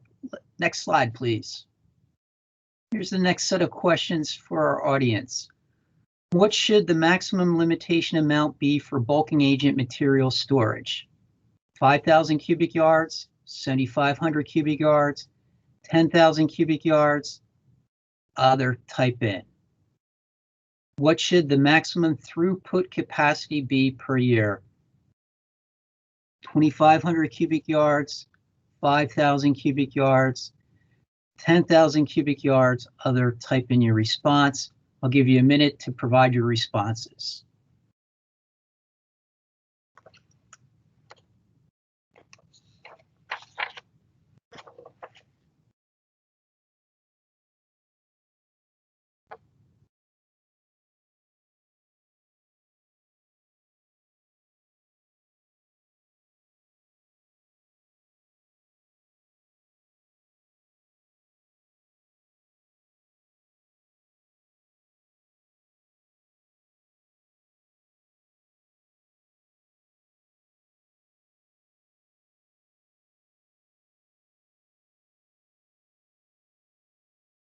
Okay, your time is up. Next slide, please. Should oxygen levels be required to be monitored for these operations? Yes or no? Next question, 28. If there are other parameters to be measured, what are they and what frequency should they be measured at? Open-ended, type in your response. I'll give you a minute to fill in these poll questions.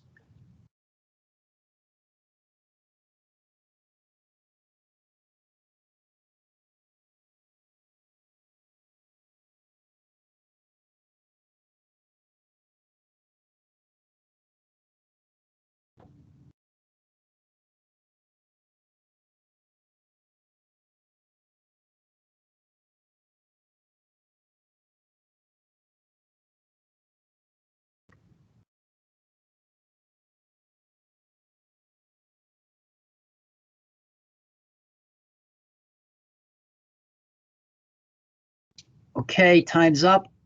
Next slide, please. Are there any other factors that should be considered for inclusion within this new and proposed exemption? Open-ended, please type in any kind of response related to other things the department should consider with indoor food waste composting. I'll give you a minute.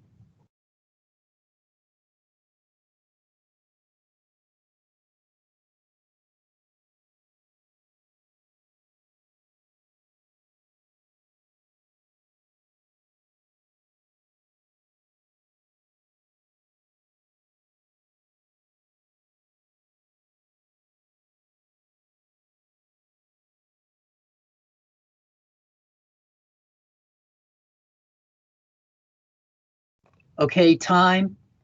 As we noted earlier, you'll have 24 hours to go in and answer these questions or provide more detailed responses to the questions in this presentation. We'll move on to any open questions. Does anyone have any questions or issues that they would like to discuss? Please raise your hand and we can take care of you in order.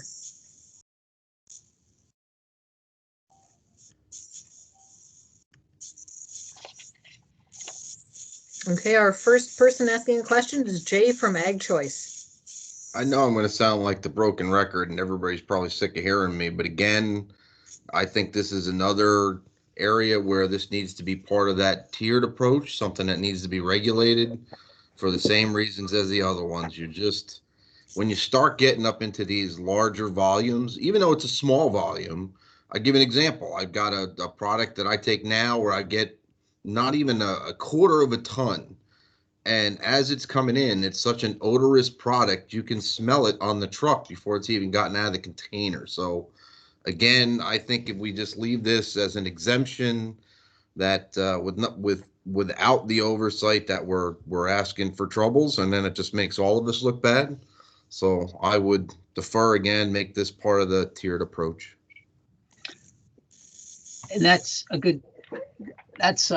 good response there. We are looking, and that's why we're soliciting input on this new exemption. As we have detailed in the slides, we are including more controls with the indoor, which includes an air handling system, which will help reduce odors. Also, in management stormwater runoff, which prevents that from occurring through a leachate collection system. But, you know, there are other things out there that we haven't thought of, and therefore that's why we're reaching out to the regulated community and participants in this presentation. All right, Jay, do you have anything else? I promise that's it for right now. Okay, sounds good. Next we have Jorge.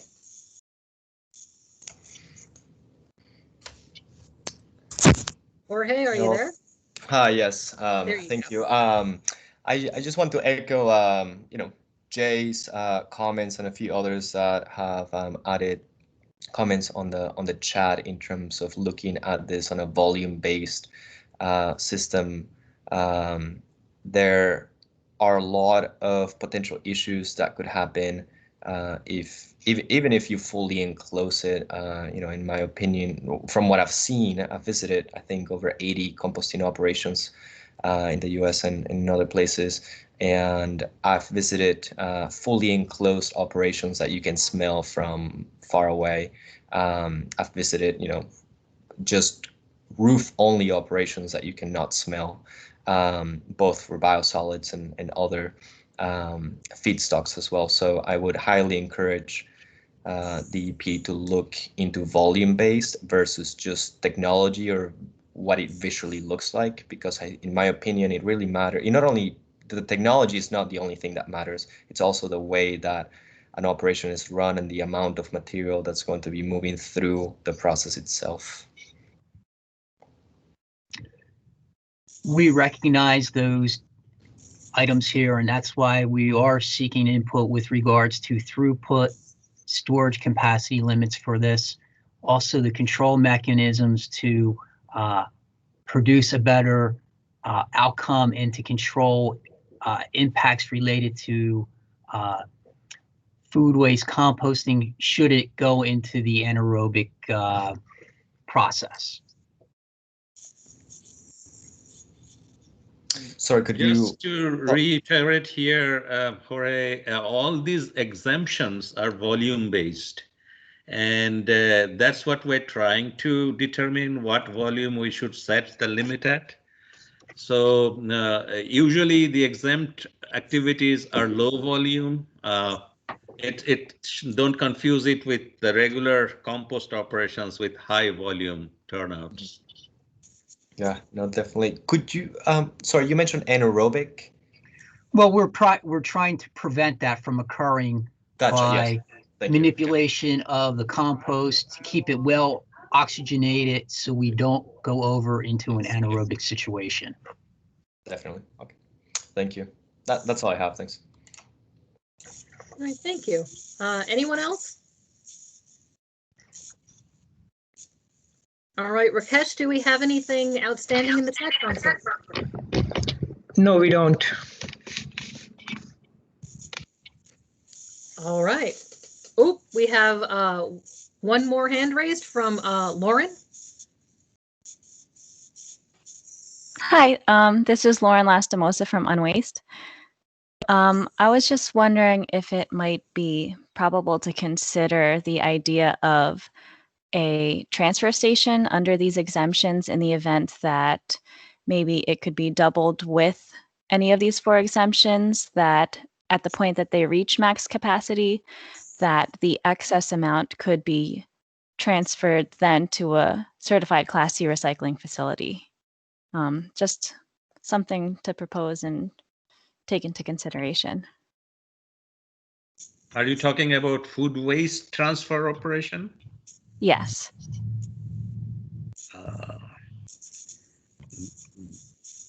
That's a problem area, I think, because even in compost facilities, we don't let them store it within 24 hours. We would like them to put in windrows because of odor issues. So I don't know if that would be a good idea to exempt transfer operation. But definitely we can think about it. You can send us an email with a little bit more detail on what you are looking for. Okay, great. Thank you. You're welcome. Thanks, Lauren. Do we have any other hands? I don't think we do. All right, that would move us to slide 64. All right. Again, I'm Judy. Now it's my turn to ask you a few questions. The purpose of this slide is to still connect with you, the stakeholder. We'd like your input. And these slide questions are very general in nature compared to the rest of them, and are focused on acquiring a broad and open-ended information amount from all of you. That being said, let's start with question number 30. Have any of you experienced any issues with these exemptions that we haven't covered today? Your answer choices are no or yes, and please feel free to explain extra details if your answer is yes. At this point, with our rulemaking, we're looking to revise the entire section 1.4. So if there are additional exemptions within, I believe, 1.4a that you might have concerns with, please feel free to drop a few lines in your answer for question 30. And also, you can feel free to email us. The address will be given at the end of this stakeholder meeting today. With the next question, question 31, does anyone have any alternative ideas to improve these exemptions? Your guidance answers are the following: no or yes. And once again, please feel free to speak your mind in this section. Type in any additional information you would need us to know. And with question 32, is there anything else that you wish to discuss? Anything that you think we might have missed in this particular stakeholder meeting focusing on food waste? We'd like you to speak your mind, provide any input you feel is necessary on the subjects. Again, if there's something that you'd like to hear more about or speak to us more about, please give us a few words and then feel free to email us at the email address that we'll be giving you at the end of the seminar today. I'll give you another full minute to put in additional information. And then we'll be moving on to our next topic.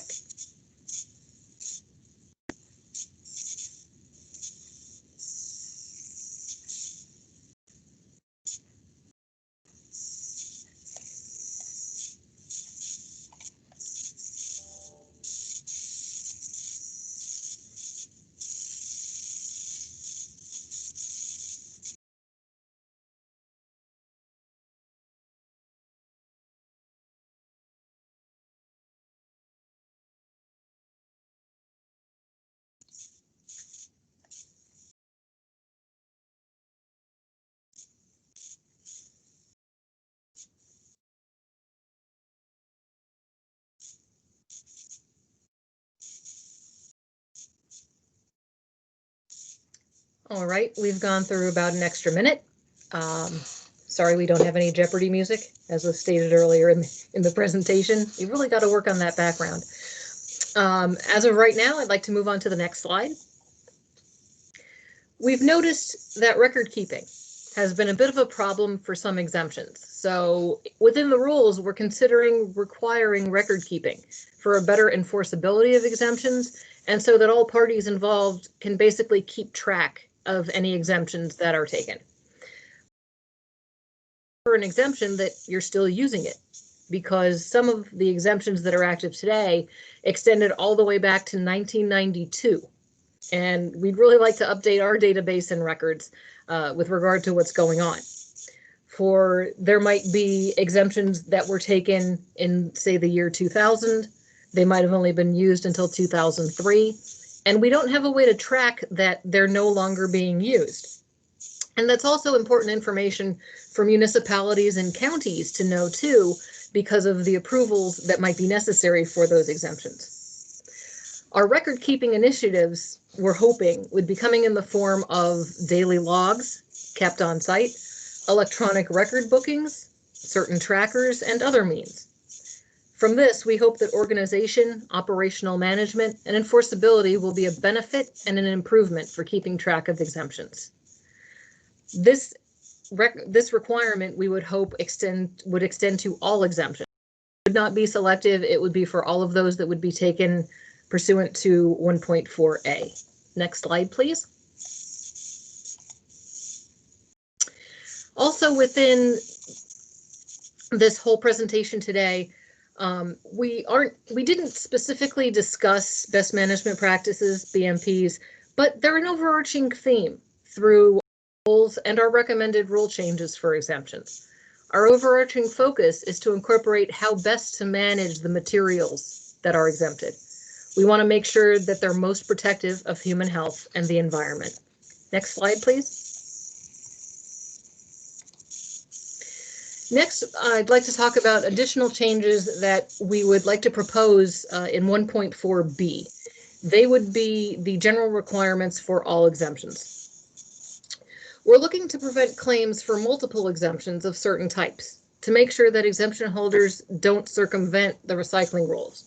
For example, we want to have limitations on contiguous sites that are controlled by the same person or entity, and specific combinations of multiple exemptions we would like to prevent. We'd like to require documentation that all required state, county, and municipal approvals were obtained prior to commencing operations pursuant to an exemption. Again, we want to ensure that the state, the county, the municipality are all aware of this exemption, and that all required permits and fees and anything related to that from those entities would be taken care of prior to commencement. We also want to make sure that DEP has acknowledged the exemption that's going to be taken, and that DEP acknowledgement would have to be received by the entity taking the exemption prior to actually commencing operations. We're also talking about exemptions. For example, a one-year cycle with an ability to renew. Now, we would also propose that there would be an annual fee paid to renew. If you don't pay the fee, the exemption would then expire, and a new application for an exemption would be required. Now, the big question that I'm sure you would have is that, okay, I have an existing exemption. What happens to me? What happens to me when the rule changes? Well, we would propose a phase-in period. Not sure exactly how long, but we're thinking we would need it to have people that have existing exemptions comply with the newly adopted rules. Existing exemptions would have to notify the department and come into compliance within a certain time frame, possibly within a year, by January 1st, after the rules are adopted. That is still uncertain, and if you have some ideas about timeframes for a phase-in period, we'd love to hear from you on that too. We would actually have the existing exemptions folded into the new system, because with the new rules that we would be proposing and therefore hopefully eventually adopting, the exemption numbers would be changing. So if you would have an exemption 1, 3, and 5 as the rules exist today, they may be changed to exemptions 1, 2, and 7. That number changing, going into a phase-in period, having to reapply for an exemption or renew an exemption, would be of a benefit to both the department and the other counties and municipalities, so we can make sure that we know exactly what exemption is being taken, since the numbers may be changing. Because we would plan to require this additional registration and annual fees, that requires more DEP manpower and effort from our staff. And because of that extra expense, we would intend to assess a fee for an initial application and renewal because of the processing that the department would have to undertake. Next slide.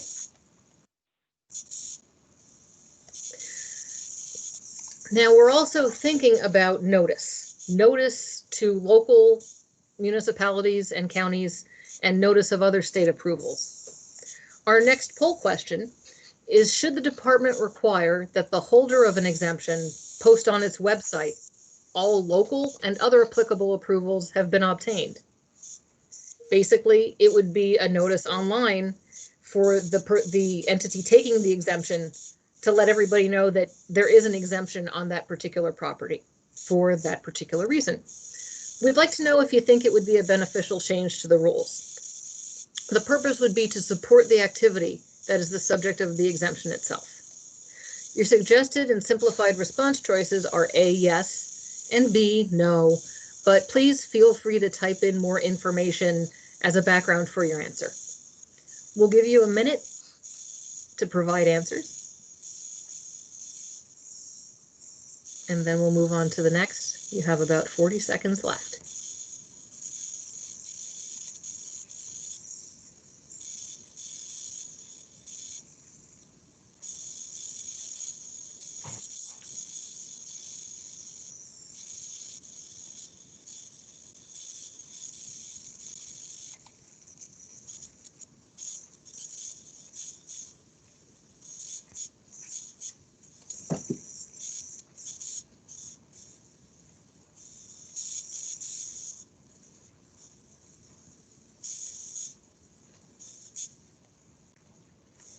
All right, let's move on to the next slide. There's the other issue of exemption transparency. On the same lines as the last slide we saw, we'd like to know if you think the operator of an exempt facility should be required to post a physical sign at the site that's visible to the public. There may be entities that take exemptions that don't have an online presence. This would make sure that the public and other local entities are aware that an exemption exists on the property. That sign would include what you see on the slide, a suggestion of contact information, as well as the number and type of exemption. And we're wondering if you would think that this is also a beneficial change to the rule. Your suggested or guided and simplified answers are either A, yes, B, no, and please feel free to discuss further. We'll give you just about a minute to provide your answers for those questions.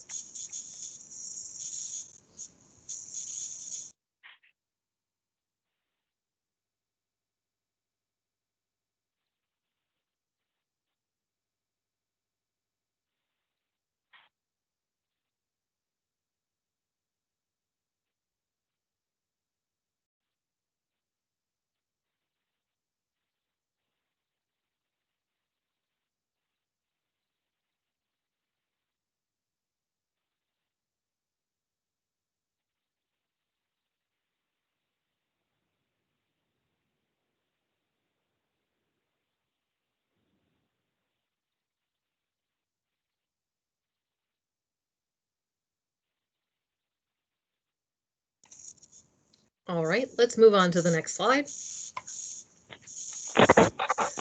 Within this rule proposal, we would also recommend making some changes to section 1.4C, dealing with the certification. To give you all an overhead view of the changes, we're looking to require individuals to sign detailed certification language. Now, the certification language that we're suggesting to put into the rule is consistent with other rules that are in the site remediation and waste management program.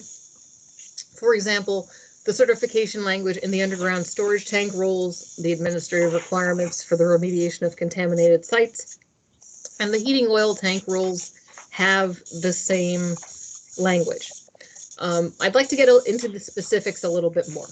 In terms of the certification statement, we'd like to include language for additional permit and approval attestation, along with other essential information. We want to make sure that there's language stating that you've obtained applicable municipal, county, state, and federal permits and approvals. We'd like to clarify in terms of individuals signing the certification, who is the proper person, given the structure of the entity. For example, for a corporation, it must be a responsible corporate official, which would include your president, secretary, or treasurer, the manager of the manufacturing, production, and operating facilities, given that the manager is authorized to make management decisions and govern facility operations, and is also permitted to sign the corresponding document. If you have a limited liability company, it would require the certification of the responsible company official, which is an official with binding authority between the company and the exemption itself. For partnerships, it would be the responsible corporate official. For a sole partnership, it would have to be the proprietor. Basically, it's the same requirement as before, so there wouldn't be any change with that one. For a municipal, county, state, federal, or other public agency, it would require the certification of a principal executive officer or a ranking elected official. A principal executive officer would be the CEO or a senior executive officer, which would be defined as having responsibility over the entire operation. Lastly, there's the option of just having a duly authorized representative sign on behalf of the entity. That person can certify if the authorization is made in writing, which is the same as the existing rules. If the authorization specifies an individual or occupant with responsibility over the operation, that's more of a slight wording adjustment to bring the new certification language into the similar vein of what already exists in some of our other rules. And the responsible person conducting the operation would have to submit an authorization to the department.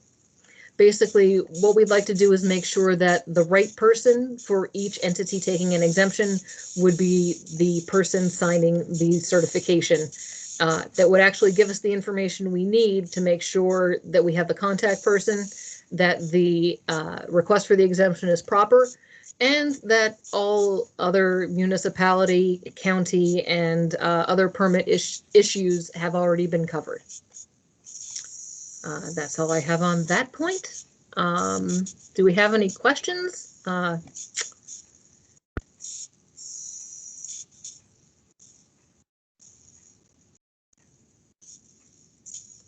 Okay, I don't see any hands raised. Rakesh, do we have any questions standing out in the chat? No, we don't. Okay. All right. If you do have any further questions, please email us. I'm going to toss it now to Karen, who's going to give us that information and go over our closing remarks for today. Thank you, Judy. Next slide, please. I just want to thank you for taking the time to provide your input. Since these are brand new exemptions, we are not the experts and are looking to you as the experts to help frame the exemption language to make them practical, enforceable, and protective of human health and the environment. Our last question to you is, how did we do? Your answers will serve as an evaluation we can use to improve future meetings.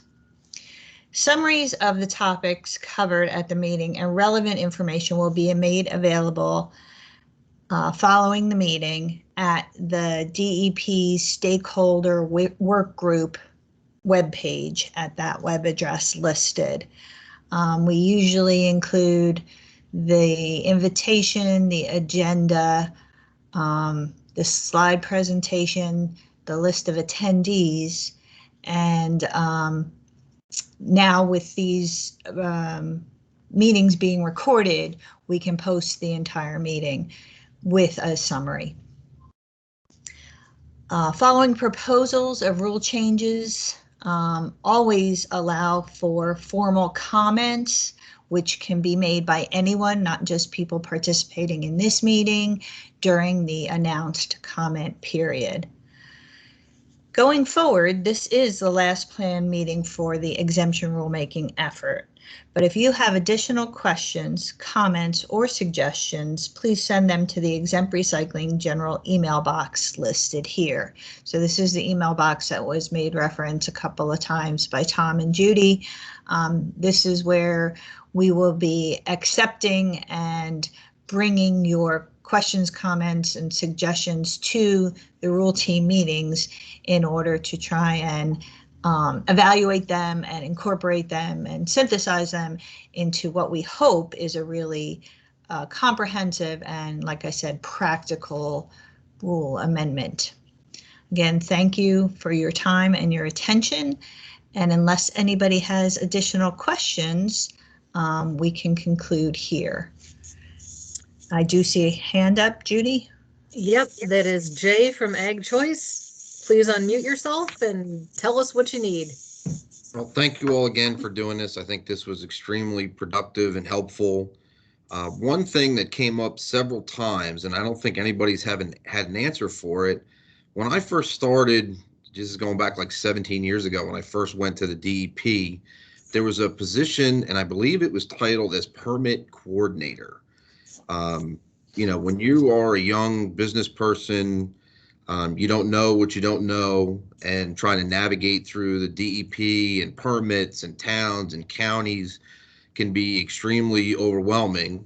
And a lot of small businesses, when they start, they cannot afford the services of Mr. Defoe. And, you know, you try to go at it on your own, which is what we did.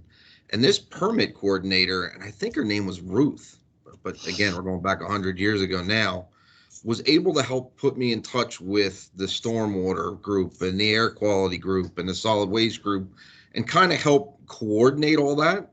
Does that still exist? And if not, is there a way to do that, to try to get all the information in one place? Because this is a lot to take in and a lot to know. And again, if you don't know what you don't know, it could be pretty intimidating. Yes, the Office of Permit Coordination still plays that role for new facilities looking for guidance and coordination amongst the programs.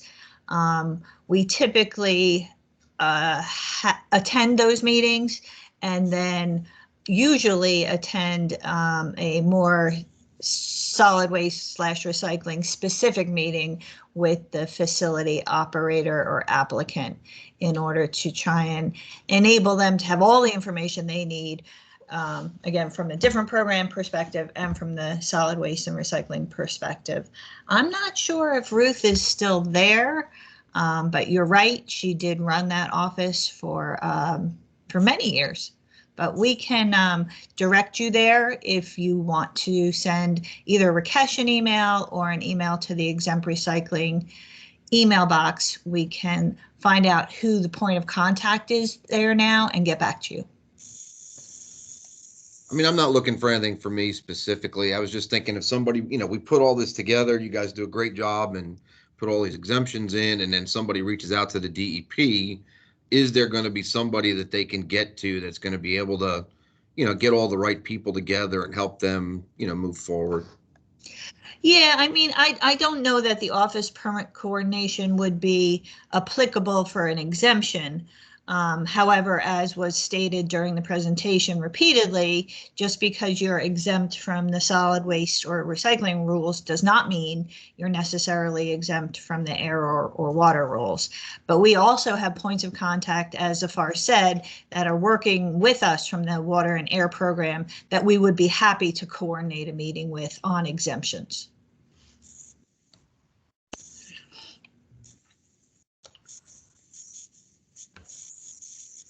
And Jay, just to let you know that Dr. Ruth Foster is still there, And Is she she- is heading that office of Permit Coordination and Environmental Review. That's the Very name. nice. of She was wonderful to work with and was very helpful when we were Right. getting started. So I'm glad to hear that. Right. So All right. Well, thank you. for all new permit applications, they are the ones that can coordinate with all the programs. All right, Jay, thank you for your question. I don't see any more questions by hand raises. Rakesh, do we have anything outstanding in the chat? No, we don't, Judy. All right. All right, well, then that concludes our meeting. Thank you again for spending the afternoon with us. We appreciate the input and believe that this effort will result in a much better product. Thanks again. Stay safe, everybody. Bye-bye. Bye-bye. Bye. Take care, everyone. Thanks for joining us.